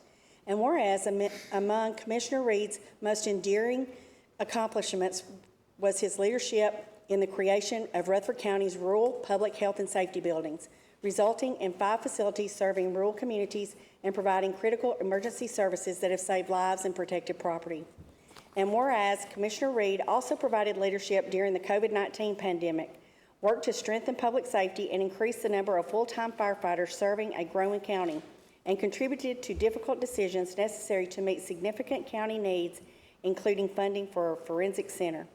And whereas Commissioner Reed authored and successfully passed the Second Amendment Sanctuary Resolution and participated extensively in the Plan Rutherford, seeking a thoughtful land use framework that would address unprecedented growth while protecting the Rutherford County's character, heritage, and rural communities. And whereas during his tenure, Rutherford County experienced extraordinary growth, creating significant challenges for schools, infrastructure, public safety, land use, and other essential services. And Commissioner Reed consistently sought to balance those needs with responsible stewardship of taxpayer dollars. And whereas Commissioner Reed's service has been recognized at the state and local levels, including recognition by the Tennessee General Assembly through Joint House Resolution number 225, his induction into the Rockville High School Hall of Athletic and Military Hall of Fame, and numerous honors recognizing his contributions to agriculture, writing, photography, and public service. And whereas Commissioner Reed's professional career included 44 years as Director of Communications for the Tennessee Farm Bureau and service with the Tennessee Capitol Hill Press Corps, providing him with a unique understanding of agriculture, communications, government, and the people of Tennessee. And whereas throughout his public career, Commissioner Reed has regarded honesty as essential to public service and has believed that compromise, when undertaken for the benefit of citizens, is not a weakness, but an important part of effective government. And whereas Commissioner Reed has consistently sought to represent the people of Rutherford County while remaining focused on the citizens he was elected to serve. And he has taken particular satisfaction in knowing that his work, especially the rural public health and safety buildings, has made a tangible difference in the lives of his fellow citizens. Whereas Commissioner Reed recognizes that his years of service would not have been possible without the support of his family, friends, colleagues, and mentors. He has always considered Rutherford County not merely a place of residence, but home. And after 12 years of dedicated service, Commissioner Reed now retires from elected county service, looking forward to writing, caring for his farm, restoring its conservation efforts, working in his greenhouse, and watching his grandchildren accomplish great things, while leaving future leaders with the hope that they will preserve the character and heritage that make Rutherford County a special place to live. And whereas Commissioner Reed hopes his service will be remembered simply and sincerely as service to the people of Rutherford County, a legacy reflected in his own words, "I gave all for Rutherford County." Now therefore be it resolved by the County Board of Commissioners that it hereby recognizes and honors Commissioner Pettis Reed upon his retirement from public service and expresses his profound gratitude for his 12 years of dedicated service, leadership, sacrifice, and commitment to the citizens of Rutherford County.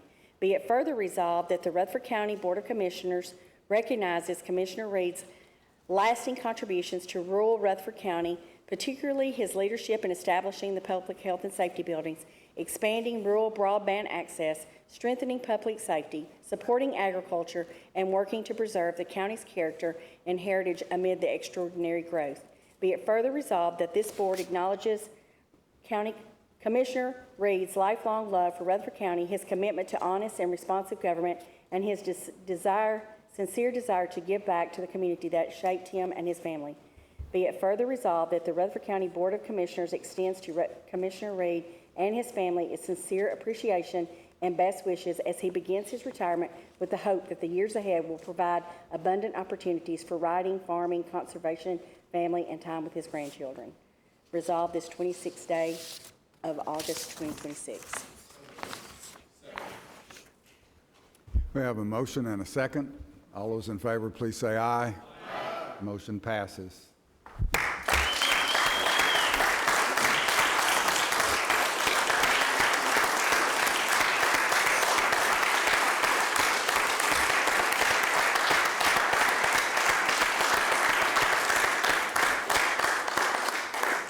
As a token of appreciation, we would like for you to have one of these lighted courthouses.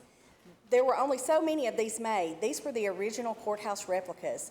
And I was honored to get a hold of these. I don't know if you guys remember Kathleen Herzog from Main Street. She had some of these that they had been donated to Main Street and asked if I wanted them. And I said, absolutely. They're all numbered. They have lights, and I'll give you your box before you leave. So we want you to have that as a token. This is one of a kind, and, well, one of a couple hundred. But anyways, it's unique, and so we wanted to make sure that you had that. Thank you for your service. I appreciate it. Appreciate it. I don't know if you want to. I know she said, do you want to say something? Y'all know better than that. You know.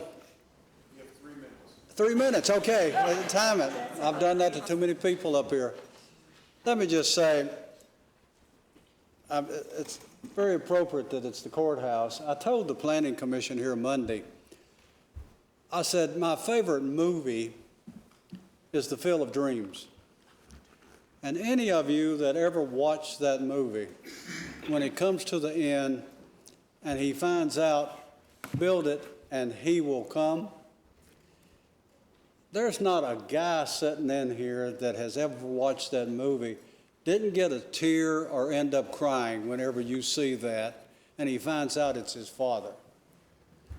Well, I told them that this courthouse right here has been my field of dreams. As it mentions in here that my great-grandfather was a squire, my grandfather was also a county squire. I can remember my grandfather would get ready to come because back then they only met 4 times during the year, and they were here all day long. And I can remember him getting ready. He put on his only one suit with the vest. He'd get his pipe and he'd head up here. And I had the opportunity a time or two to come with him and come in here, 41 commissioners at that time. And they'd come in here, and by afternoon, you could hardly see them because every one of them had a cigar or a pipe or something, and it was so smoky in here, you couldn't see hardly anybody. But they'd do the county's business in a day's time. But I would see him do county's business at home. The people he represented would show up at that house, and they would go into the what they called the parlor at that time, and they would sit there and talk and discuss things. He'd conduct weddings there. He would do all these things, and I thought, wow, this is something else. And in my thoughts, that would always be something I wanted to do. And finally, at the age of 65, I showed up here and became a commissioner. And I guess that was my field of dreams. And this old courthouse is something very special to me. I know all the history about it. I know everything, every little crack and cranny about it. I know totally about we had 4 courthouses. This is the 4th, first one being Old Jefferson. And then they went to Knoxville and asked the legislature to, hey, we got to find one closer to the center because we got people down here now that are needing help. And they moved it here, coming in 1813. They moved it here. The state legislature told them, said, you go down there, you find 60 acres or so, but you get 2 acres put in the center. You build a courthouse, you build a jail, and you build stocks. And you cannot use any of the citizens' money. You have to come up with your own way of paying for it. And they did. They come here, they found this spot up here on a hill. It had water. And they went about selling the lots. They found the lots around here to build lots to pay for that courthouse and to pay for the jail and to pay for the stocks. Makes me wonder if we had kept the stocks, we may not need to be building a jail. But they did that. They built the first thing right here. And the first courthouse burnt. About the time they were getting ready to have the legislature here, they always accused somebody out of Davidson County of burning the courthouse because Davidson County wanted to move the state legislature back down there.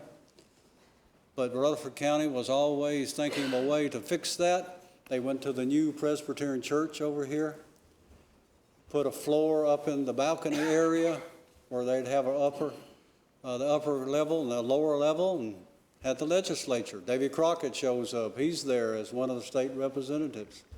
James K. Polk happened to be one of the individuals there. So some of the history of Rutherford County goes deep, and it has always been important to me of what we have here in Rutherford County. Commissioners that are left, new commissioners are going to be here. Let's maintain this history and keep it here. Let this be your field of dreams. Let this be something here that you see as important and a part of what we have here.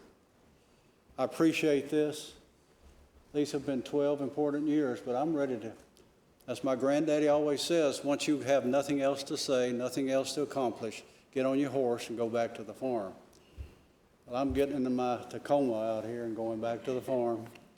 And we're going to do some work out there. I've already contacted a state forester. We're already going to start working on the trees and things out there to make it a little bit better. But Rutherford County, I'm going to tell you, like old Curly Bill said in the tombstone when he looked at the Earps and they were leaving town, well, bye.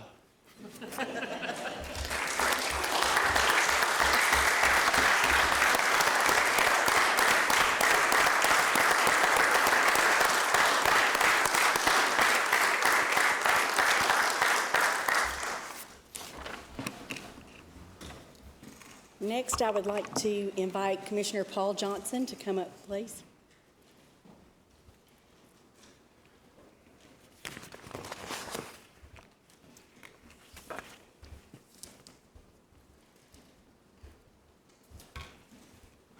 Hello. Could I ask a favor? Yes, sir. Could we forego the whereases and wherefore? Just read it. Okay. That's okay with me. Okay. Let me have the podium here for. Oh, sure, absolutely. Okay. I'd like to see a show of hands of the people that know what Appalachia is. Do you know what Appalachia is? Okay. I am a living example of Appalachia.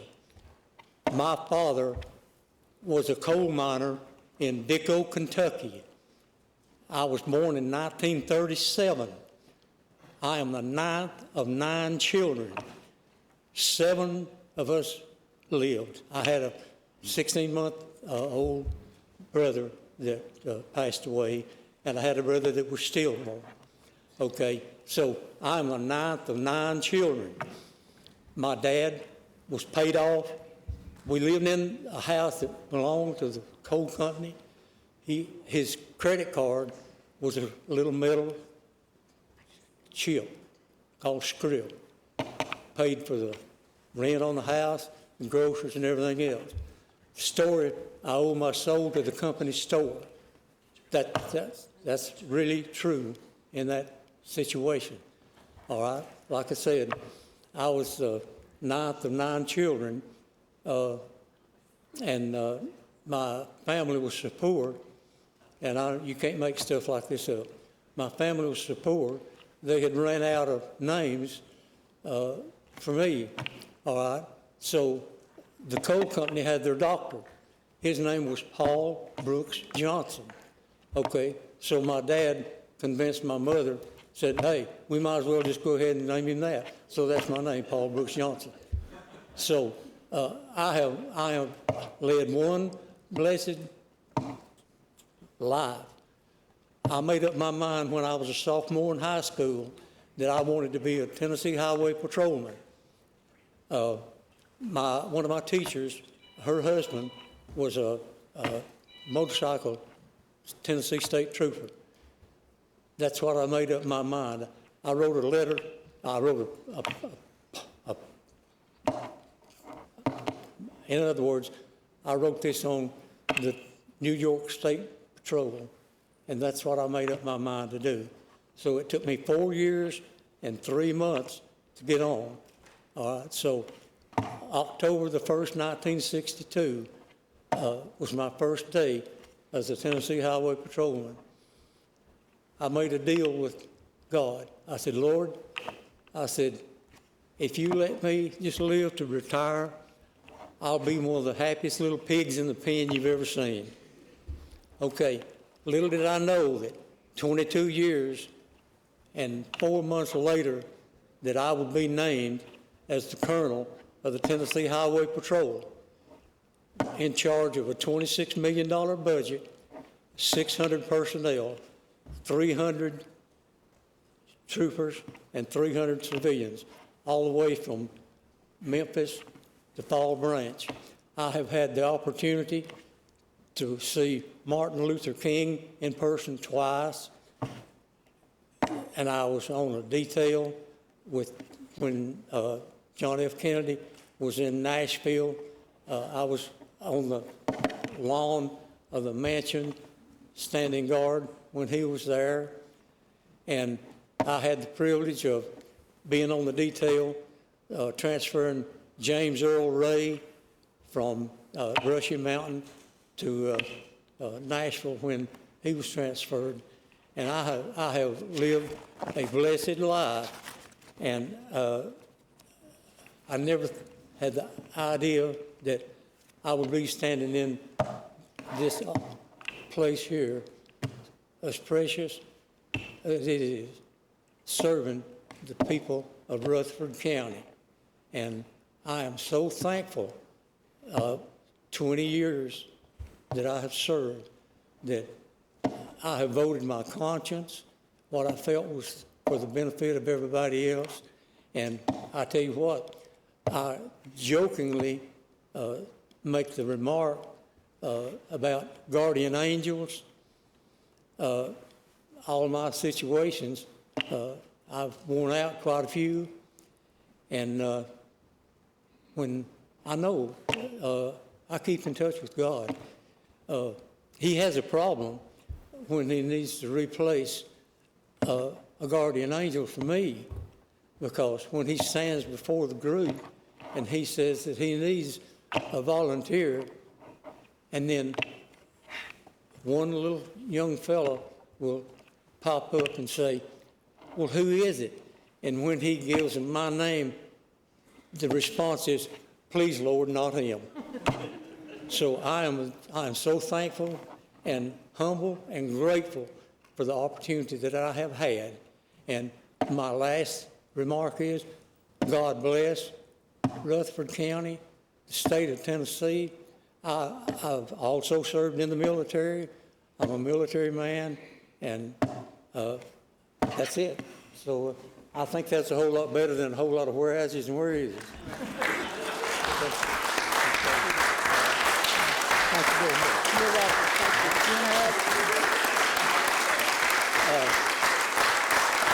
Thank you. I'll give you an address to send the invoice for that speech. Need a motion to approve the not-so-red whereas. So moved. Okay. Have a motion and a second. All those in favor, please say aye. Motion We'll give you passes. that one. There it is. Here you go. Thank you. Thank you. All right. Appreciate your patience.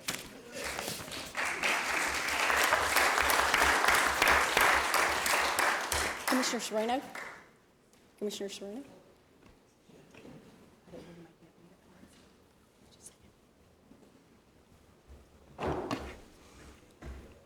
Hello, how are you? You good? So he gave me permission not to say the whereases, is what I heard. So I'll say the first one and then we'll skip through the rest of it. So it's resolution honoring the retirement and service of Commissioner Chanto Sereno. Whereas Commissioner Chanto Sereno has dedicated many years of his life to serving the people of Rutherford County, guided by a simple belief that public office exists to help people listen to their concerns and work towards solutions that improve their lives. And from a young age, Commissioner Sereno was inspired by hearing public officials discuss their responsibility to represent their communities, leading him to consider a life of public service centered on helping others. And that commitment was strengthened during his years as a student at Middle Tennessee State University and throughout his professional career with the Rutherford County Board of Education, including service in the central office and 14 years as the school counselor at Las Casas. And his years as an educator, counselor gave Commissioner Sereno a deep appreciation for education and for the opportunities schools could provide children to learn, grow, and achieve their goals, a perspective that became a defining feature of his public service. And encouraged by friends and through his involvement in local civic and community organizations, Commissioner Sereno sought election to the Rutherford County Commission and was elected in 2010, beginning a distinguished period of service to the citizens of Rutherford County. And during his tenure on the commission, Commissioner Sereno served on the Public Safety Committee, Health and Education Committee, Budget Committee, Property Management Committee, contributing his knowledge, compassion, and thoughtful judgment to matters affecting the entire county. And one of the hallmarks of Commissioner Sereno's service has been his willingness to make himself available to citizens, listens to their concerns, return their calls, and make follow-up in an effort to find solutions, even when their concerns extended beyond the direct responsibilities of county government. And Commissioner Sereno takes particular pride in the construction and improvement of Rutherford County schools during his tenure, including Stewart's Creek High School and Rockville High School, and has consistently advocated for students, teachers, families, and educational opportunities throughout the county. And he has also played an important role in the judicial building project and supported the construction and approval of facilities necessary to provide public safety, education, and other essential services to a rapidly growing county. And Commissioner Sereno has worked diligently to address the continuing landfill issues facing Rutherford County and has approached difficult financial decisions with an awareness of their effect on individualized citizens and families while remaining mindful of the responsibility use of taxpayer dollars. and he also takes particular pride in programs benefiting senior citizens and in efforts to help older residents remain secure and supported in the community they helped build. And during Commissioner Sereno's years of service, Rutherford County experienced tremendous growth, increasing from approximately 220,000 residents in 2010 to nearly 400,000 residents today, bringing new schools, roads, traffic, infrastructure demands, and other challenges associated with rapid development. Throughout that growth, Commissioner Sereno has listened closely to constituents regarding traffic congestion, road improvements, school needs, infrastructure, and has emphasized the need to meet the demands of a growing population while carefully considering the burden on taxpayers.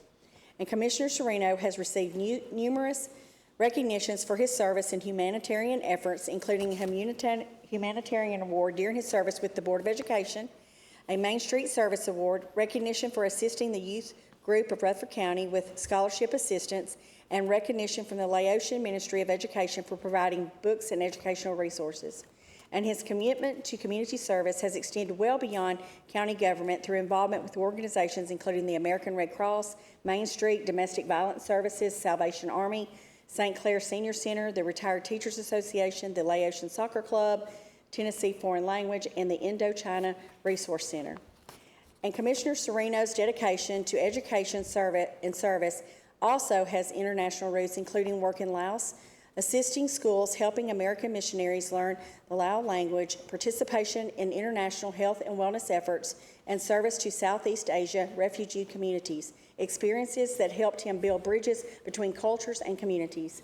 And throughout his years on the Commission, Commissioner Sereno has valued selflessness, preparation, listening, follow-through, and a willingness to seek solutions as essential qualities of public service, and has encouraged future commissioners to study the issues, remain accessible to constituents, and honor their commitments. And as he concludes his service on the Rutherford County Commissioner, Commissioner Sereno hopes to be remembered for his willingness to help people, his steadfast support of education, his advocacy for schools and justice, and the simple philosophy he has expressed in his own words: "I am glad to be of service to others. I am happy when others achieve their goals. Now, therefore, be it resolved that the Rutherford County Board of Commissioners hereby honors Commissioner Chanto Sereno upon his retirement and expresses its sincere appreciation for his years of dedicated service to the citizens of Rutherford County.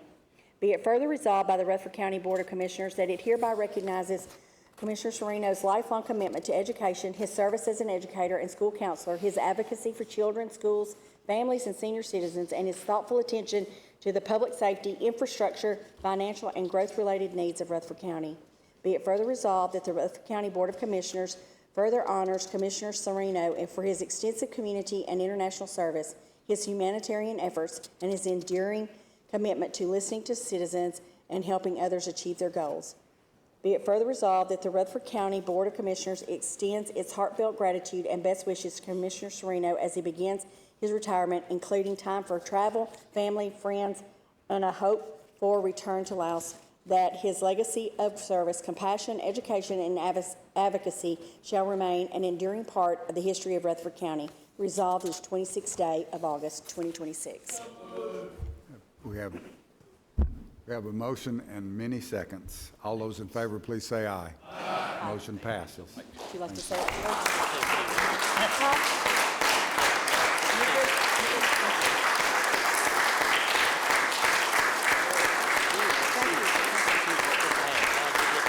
You're very welcome. You want to say a few words? Oh.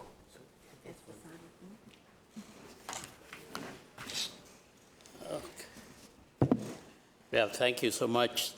I would like to say, I came from the country of Southeast Asia, Laos. The reason I stay here because of you, all of you. Maybe you didn't say, well, I didn't help you anything, but the people from Tennessee went to my country, Laos. So I was helping with the language, communication in my native language. So that's why how I get involved. And she is from Shelbyville, Tennessee, now living in Nashville, Tennessee. I'm from the South, you can say my pronunciation, so it's the southern part of Laos. Like she said, I was working with the school system in ministry education for about 12 years. And then when I have time, I spend time to keep the cultures and language to the missionary from this country, so they have to learn how to speak the language. So that is the reason I got involved. Dr. Thomas Dooley from Mississippi, medical doctor, went to Laos, and after he passed, so the friend could build the foundation they call Dooley Foundation. They assigned me to help them. For example, you are flight attendant, you have time for your vacation, spend in Laos about 3 months. You have to learn the language, 10 hours. So that's why the Dugin in Nashville was working for American Airlines, and so during the time conversation, I said, I would like to go to America. How can I go? She said, I graduated from MTSU, maybe I can help you find a scholarship. So that's why I came as the student, got the scholarship from American Airlines. Some people said, was he pilot for American Airlines or you? So no. So that's why when I'm here for several years, and after I finished my education in MTSU, the war in Vietnam, Laos, Cambodia, and then it fell into the new government in 1975. I was here by myself, and so I applied for political asylum, go to immigration, so they approved. That time I was only one. Now we have the refugee come to resettle in Murfreesboro, Tennessee, Rutherford County, probably about 8,000. Most of them become U.S. citizens, and so forth. That's why I said, you help me, because the people from here. One question asked, why you make a decision to be run for the office? Well, I was thinking for several times. I said, I live here because my friend, my people helped me, so I like to pay it back to the community by doing something to help them. So that's why I made my decision to run. And after 16 years, I look back, I said, well, I think it's time for me to rotate, to for the other people to join for the next step. I totally appreciate so much. I know Dr. Laura Clark is going to be the next person to replace my seat. She would be doing a great job, and so wonderful job. So, and thank you so much for everything that you say. That's right. Did I get this? Yeah, it's yours to keep. Oh, thank you. Thank you. Thank you.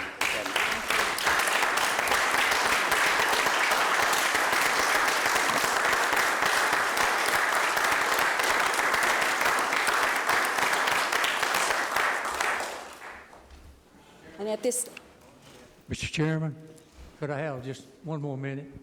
I apologize for this, but I feel that I need to share this, because about being blessed, the most blessing that I've had is I married a PK.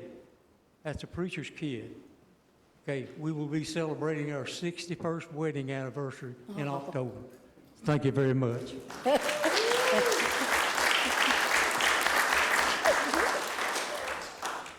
so at this time, I would like to read a resolution honoring the retirement and service of Chairman and Commissioner Jeff Phillips. Whereas Chairman and Commissioner Jeff Phillips has devoted more than 3 decades to the service of Rutherford County, approaching public office not as a position of prominence, but as an opportunity to represent his neighbors, serve his community, and help prepare Rutherford County for its future. And his interest in public service was strengthened through his participation in the first Leadership Rutherford class in 1986, and through the encouragement of neighbors and friends in the Middle Tennessee State University area who believed he could effectively represent their community. And Chairman Phillips' commitment to public service began even before election to Rutherford County Commission, including an appointment by Governor Lamar Alexander to a job service delivery area committee serving 10 Middle Tennessee counties, where he served for approximately 6 years, including as chairman, working to expand job training and vocational opportunities. And County Executive Ben Mankin also appointed Chairman Phillips to the Area Vocational Technical School Board, where he helped address workforce training and office occupations during a period when changing technology was beginning to transform the workplace. And Chairman Phillips was first elected to the Rutherford County Commission in 1990 and has since devoted more than 3 decades to representing the citizens of Rutherford County. And during his remarkable tenure, Chairman Phillips has served on every standing committee of the Commission, served on the Planning Commission for 32 years, and held numerous leadership positions, including Chairman Pro Tem, Chairman of the Steering Committee, and Chairman of the Rutherford County Commission. And Chairman Phillips achieved the distinction becoming the first Rutherford County Commissioner in more than 50 years to be elected Chairman of the Commission, reflecting the respect and confidence placed in him by his fellow commissioners. And as Chairman of the Steering Committee, he established protocols that brought greater organization and transparency to committee selection, and he also worked to strengthen the Chairman Pro Tem position so that it could more effectively assist in the administration of county government. And throughout his years of service, Chairman Phillips demonstrated an extraordinary commitment to preparation and attendance, including attending 390 full commission meetings without missing a single meeting during 32 years of service, attending 2016 committee meetings from 1999 through 2022 with an attendance rate exceeding 98%, and attending 525 of 528 scheduled committee meetings during his most recent 4 years as chairman. Early in his commission service, Commissioner Phillips recognized the importance of a professional human resources function within Rutherford County government, working to establish a county human resources department and authoring the county's first employee handbook. Thank you. Chairman Phillips played a significant role in the development and continued implementation of Plan Rutherford and the county's long-term land use plan, first adopted in 2012 and updated in 2026. And consistently advocated for thoughtful long-term planning rather than short-term reactions to the challenges created by rapid growth. He has continually emphasized fiscal responsibility, sought alternatives to increasing reliance on property taxes, and encouraged creative and responsible use of county resources while recognizing the need to support schools, infrastructure, and essential public services for a growing population. And Chairman Phillips was instrumental in supporting the transformation of Rutherford County's fire service from a predominantly volunteer service to a professionally staffed fire and rescue organization, strengthening public safety and helping reduce insurance costs for thousands of county households. And he has also been a strong advocate for the county's broader public safety needs, including fire and rescue, ambulance service, law enforcement, PAWS, and other essential services required by a rapidly growing community. And during Chairman Phillips' years of service, Rutherford County experienced extraordinary growth that placed increasing demands on schools, road infrastructure, public safety, and local government, and he consistently emphasized that the county must meet those needs while preserving the culture, values, and qualities that made Rutherford County a desirable place to live. And Chairman Phillips' commitment to the community extended beyond county government through service with organizations including the United Way and through his support of the Rutherford County Chamber of Commerce, local businesses, industry leaders, and community partners working to improve Rutherford County. And having served under 5 county mayors and alongside approximately 160 different commissioners, Chairman Phillips has witnessed firsthand the evolution of Rutherford County government and has provided valuable continuity, institutional knowledge, and perspective through decades of change. And throughout his public career, Chairman Phillips has viewed public service as an exercise in selflessness and has reminded fellow officials that government is entrusted with the stewardship of someone else's money, requiring preparation, discipline, careful judgment, and decisions focused on the long-term interest of the citizens. And his leadership has been characterized by not seeking to be the loudest voice in the room, but by listening, studying the issues, preparing carefully, serving others, and seeking practical solutions that benefit the community as a whole. and Chairman Phillips has identified Jesus Christ as his ultimate example of leadership and has sought throughout his public career to follow a model of leadership rooted in service to others. And Chairman Phillips leaves public office with a legacy of preparation, consistency, long-term vision, fiscal responsibility, servant leadership, together with profound gratitude for the confidence of the citizens of Rutherford County placed in him to represent them. And after more than 3 decades of public service, Chairman Phillips looks forward to spending more time with family and friends, traveling, enjoying the outdoors, improving his golf game, and pursuing personal interests, including hot rods, classic Chevrolets, and rock and roll music. And the words of 2 Timothy 4:7, I have fought the good fight, I have finished the race, I have kept the faith, provide a fitting reflection of Chairman Phillips' years of commitment, perseverance, and service to his fellow citizens. Now, therefore, be it resolved by the Rutherford County Board of Commissioners that it hereby recognizes and honors Chairman and Commissioner Jeff Phillips upon his retirement from public service and expresses its profound appreciation for his more than 3 decades of dedicated service to the citizens of Rutherford County. Be it further resolved that the Rutherford County Board of Commissioners recognizes Chairman Phillips' extraordinary record of attendance and preparation, his leadership in developing county human resources, his work on Plan Rutherford, his commitment to fiscal responsibility and responsible growth, and his efforts to strengthen Rutherford County's public safety. Be it further resolved that the Rutherford County Board of Commissioners acknowledges that Chairman Phillips' lasting legacy is reflected not only in the projects and policies he helped advance, but also in the example he set through selflessness, preparation, consistency, thoughtful leadership, and his belief that public office is an opportunity to serve others. Be it further resolved that the Rutherford County Board of Commissioners extends its sincere gratitude and best wishes to Chairman and Commissioner Phillips as he concludes his remarkable career in public service and begins the next chapter of his life with family, friends, travel, golf, the outdoors, and the personal interest he has faithfully carried alongside his service to Rutherford County. Resolved this 26th day of August, 2026. All in favor?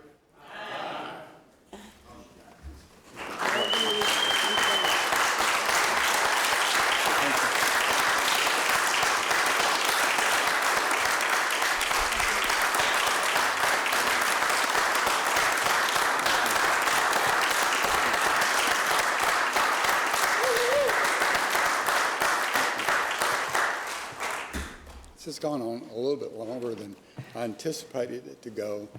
I want to just say thank you from the bottom of my heart.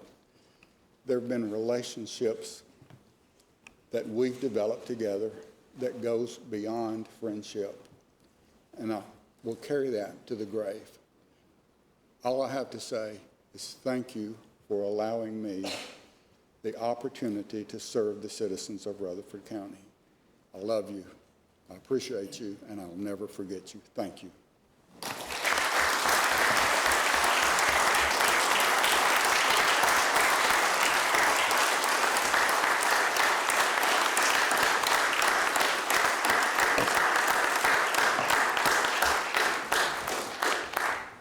I have 4 others, I know y'all are tired of listening to me, that I would like to recognize for their service. And as they leave the county, I want them to know that their service to us has been appreciated, to not only myself, the department heads, the citizens, and the value that each of them bring, the unique value they each bring to the county. So I'm going to call up Laura Davidson first. We have a token of appreciation for you. It has your name, your district, the years you served, and we created these this year. I worked with those in the law enforcement, public safety know what a challenge coin is.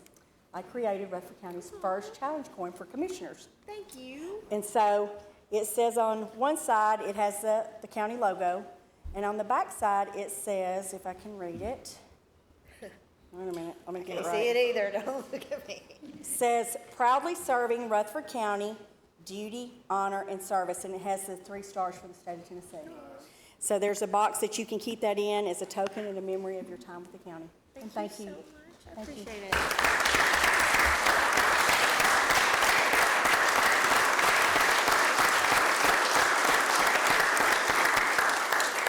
Commissioner Johnson, Anthony Johnson.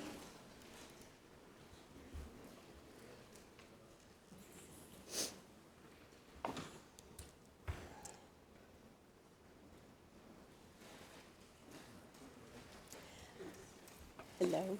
I've known Mr. Johnson for some time. Some of you, many of you probably know, my mother was a county commissioner for 12 years. And so during that time, I got to come to lots of meetings and watch lots of meetings, and so got to know some of the people that she served with. And during that time, I believe that you served with my mother some. And then he threw his name back out there, and he did it again. And I think he has done a wonderful job for the county. And I know that we're going to miss your time with us, but I hope that you have other things that you can enjoy. So I wanted you to have a token appreciation as well. You got your first very own challenge coin. Y'all are the first, so just know that you're the first to get it. I don't know if you want to say anything. I didn't ask you. Do you want to have any comments? Do you want to say anything? Yeah, I have a little bit to say. But it was shortened by Chairman Phillips because he gave the last 4 years. Well, I was up here 17 years before. And first of all, I'd like to say it was an honor to serve with this commission and the past 3 commissions that I served with. I'm truly blessed. There's a lot of times I forget to mention my wife. Well, October 1st, I've been married 49 years to my wife, Debbie.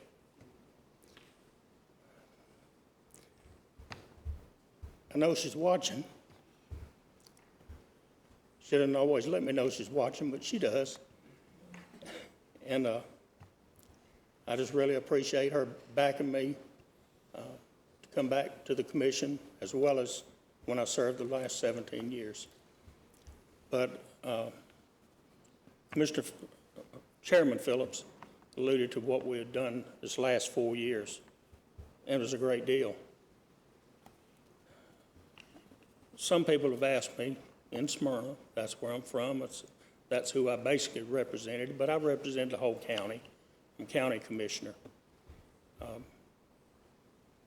County commissioner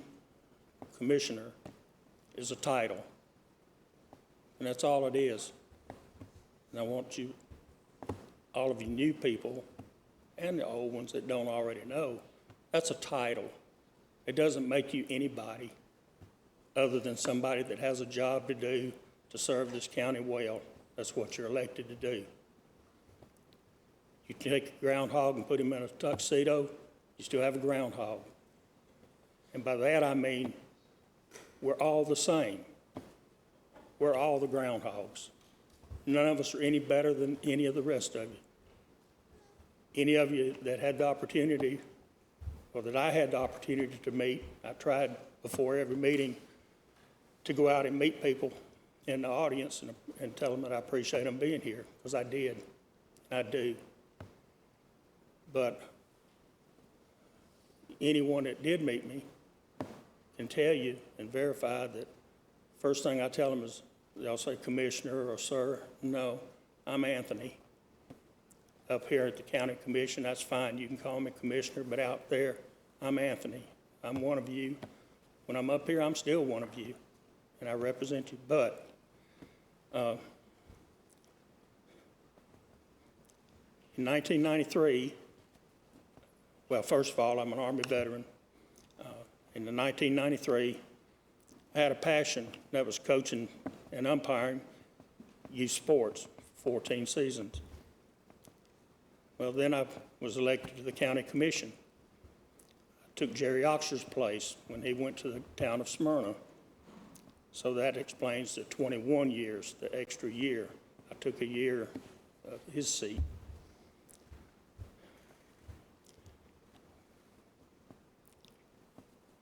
I served as president of Smyrna Girls Softball. The second year, we completely reconstructed the ballpark at 8th Avenue. It's a really nice establishment now. It was pretty poor when we were there. We eliminated stacking teams when I was president. We established coach background checks and training. and that's used just about all over the United States now. We were the first in Rutherford County that I know of that did that. And it wasn't just me, it was myself and the board. And it's never about me. It's the boards or commissions, whoever I serve with.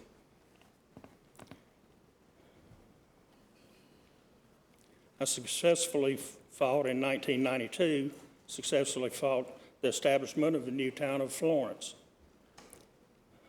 They were meeting in a church down in Florence, and they went in there and they're telling us all these great things, no taxes and everything, but we're going to have a great community. Well, I started researching. I didn't know squat. Jerry Oxer was in the back a couple of meetings and saw that I was concerned.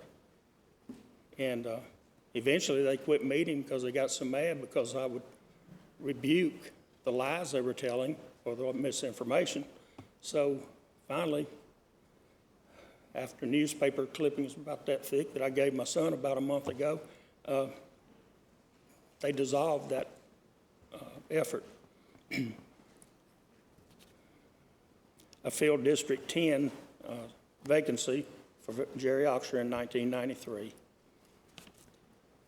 I served as Smyrna Planning Commission Chairman, served as Park and Recreation Committee Chairman, and I was honored to present Lee Victory with the Lifetime Achievement Award. That was the first one. During the next 17 years, we funded and staffed many schools. My name's probably on a plaque of at least 10. But that was because we just did our job. It wasn't because I was special or we were special. We just did our job. We renovated this courthouse. We built a jail addition at 940 Salem Road. We passed the senior property tax freeze for the homeowners. We supported and built public libraries. We built the Lane Agri-Park complex. We eliminated the stray animal drop boxes. We built PAWS, pet adoption and welfare facilities, providing pet adoption and low-cost spay and neutering. I proposed giving the old Rock School property to the town of Smyrna. Got the backing of the commission, and now that's the home of J.J. McWilliams Rock School Park, next to the library. I proposed giving the land on Pioneer Drive to the town of Smyrna. That's now Pioneer Park. I retired from Vaught Aero Structures in 2009, thinking, well, wow, that'll give me more time to spend with my duties as county commissioner. Well, I was wrong. 2010, the next year, I lost my re-election to Brad Turner. He's a neighbor and now a dear friend, and his family is all my friends. And I pray for him and his family daily. He is now on the governor's staff. Of course, God showed me over the years why he took me out of here and put Brad in. Brad's up there on the governor's staff. He's a commissioner of the Department of Intellectual and Developmental Disabilities. His daughter has special needs. That's one reason he ran for this office here. It's because she needed a voice. God moved me out of the way, moved him in. Now he's where he belongs, and I came back. 2022, 12 years later, I was asked by Rhonda Allen, a very good commissioner and friend, who's no longer with us. She asked me to run for the county commission seat that she was vacating because she was running for county mayor. I was elected 2022 to 2026. We, the county commission, accomplished many things. First thing, we didn't want to, but we had to raise the taxes. It wasn't a great deal. We still have low taxes, but we did our job. We raised the taxes and got us out of a $64 million deficit that we inherited when we took office. We raised the county employees' pay for 4 years. We prepared the Middle Point for the Middle Point landfill closure by building the transfer station, which is already alluded to. Renovated 4 high schools, including Smyrna and Laverne.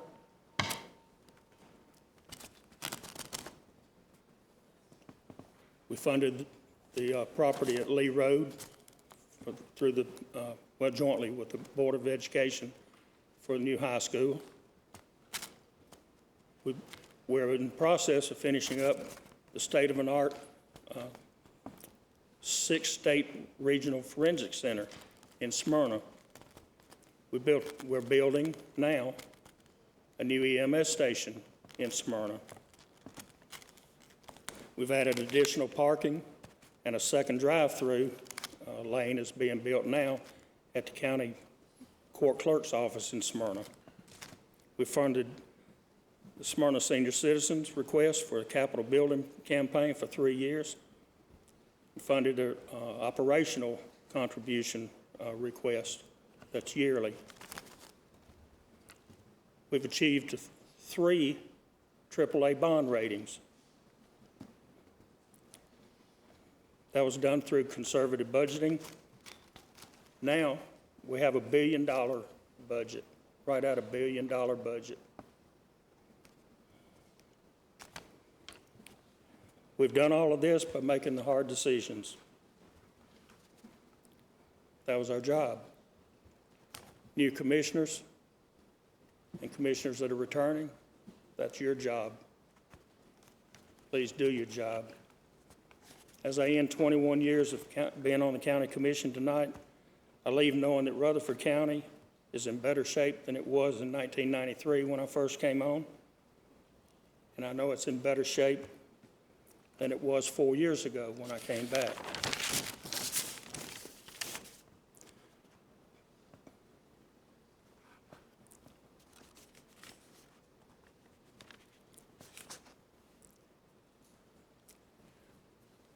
I'm humbled to have been the county commissioner for the 10th and 11th district over 21 years. And I'm glad that I could be a part of making the tough decisions that move this county into what it is today. I've served with many people that I highly respect. Some of them are John Mankin, Rucker Rates, Bob Bullen, Clyde Elrod, Tommy Sanford, Teb Beatty, Sonny Elam, Joyce Ely,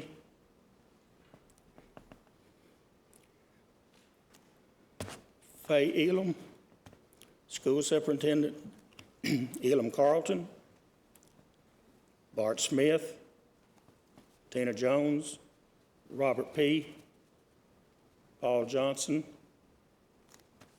Jeff Phillips,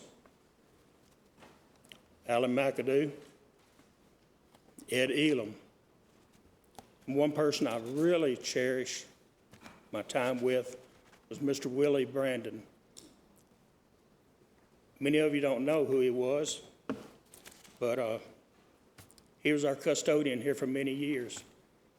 Every night I came up here, I'd spend at least 30 minutes, an hour, maybe longer, talking with him because he has so much knowledge. He went to the bank and got a 30-year loan, and he was 92 years old. Got a 30-year loan for a house so his wife would have a warm place to be, because he knew he didn't have much longer. But he was still working here every day and night. That made a big impact on me. The blinds over there, the bottom inside one, if you're up here long enough, you'll see it open during a meeting. We all laugh and say, well, that was Mr. Willie looking out. That warms my heart. County commissioners, I've been praying and I will continue to pray for you daily. have no hard feelings with anyone. My time has come, and I just cherish the moments I've had here, and the friendships.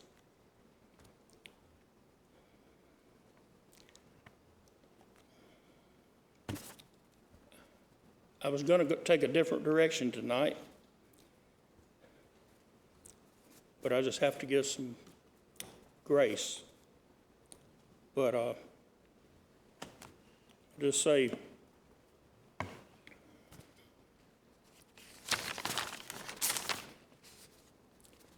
Jack Diggs, you always have a lot to say, and it's usually pretty bad about this commission. And you're usually dead wrong, or mostly wrong, because it's distorted, very much so, to the point of being evil. Jack, I don't believe you're an evil man. I believe this evilness comes from your alcohol consumption that I've witnessed here on your breath after you come up here and lambash us. I don't mind anybody coming up here and saying their piece. But, Jack, I won't be here, but I'm going to tell you, I'm here for you.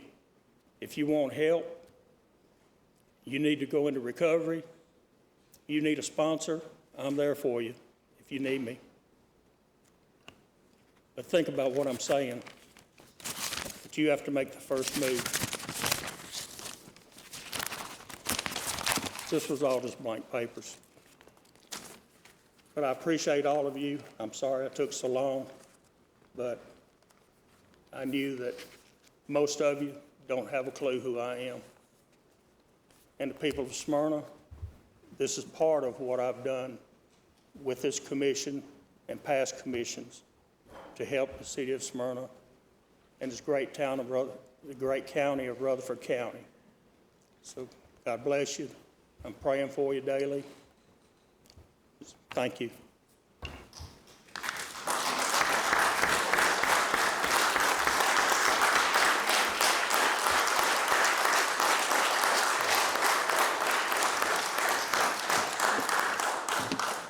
Okay, for District 15, Commissioner Harris, Craig Harris.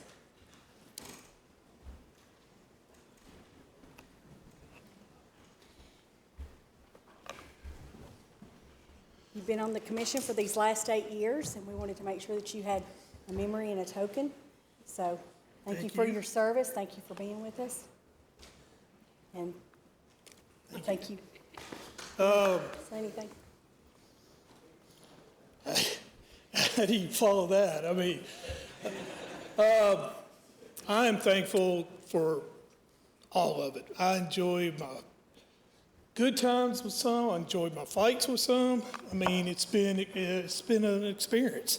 I want to acknowledge 3 people, so I'm going to make this super quick. Paul Johnson, Pettis Reed, and Jeff Phillips have been mentors to me. And Jeff, you're a Titan. You will always be close to me. You will always be special to me. And thank you. And Pettis, you know how I feel about you. We've talked many times.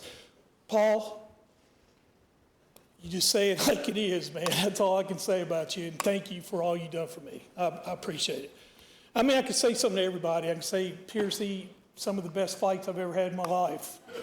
You know, Steve Piercy, and I will miss that. I'll miss my fights with you. But, Robert, thank you for everything. And the one thing I do regret is I can't be here to battle Hope Oliver in the next round. That would be fun. Thank y'all, and appreciate it.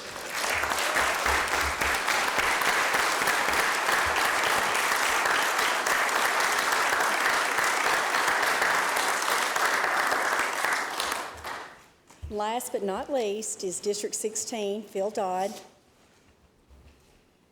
You two have been on this commission for the last 8 years, and so I want to thank you for your service and your time. I've known you for a while. Our families have known each other for a very long time, so I appreciate your service. And if you want to say anything. Thank you. Oh, okay.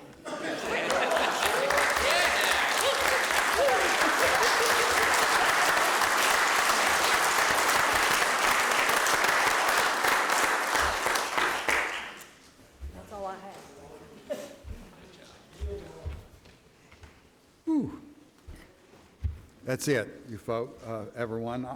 I'd like for Nick to kind of tell us the path forward, what's going to happen over the next few weeks. Nick? Thank you, Mr. Chairman. So September 1st is a specially called meeting of the County Commission. The agenda is somewhat limited to the following items. We will be nominating a chairman pro tem, the chaplain, and then your steering committee. For the newly elected commissioners and then those that have been here at that meeting, it's my understanding that you will be given a form, if you haven't already gotten one already, that'll list out the various committees, and you'll put your preference on which committees that you would like to serve on. The purpose of electing the steering committee at the September 1 meeting is to transmit those sheets that you will fill out to the steering committee, and they will ultimately make a recommendation at their regularly scheduled meeting in September before the regular meeting of the County Commission in September with who they'd like the County Commission to nominate to those committees. And so the formal standing committees will be appointed at the regular meeting in the middle of September. I believe that is it, Mr. Chairman. No shout outs tonight. We've had plenty. I once again appreciate your participation, your patience, and more than anything else, your commitment to this county. Thank you. With that, we are adjourned.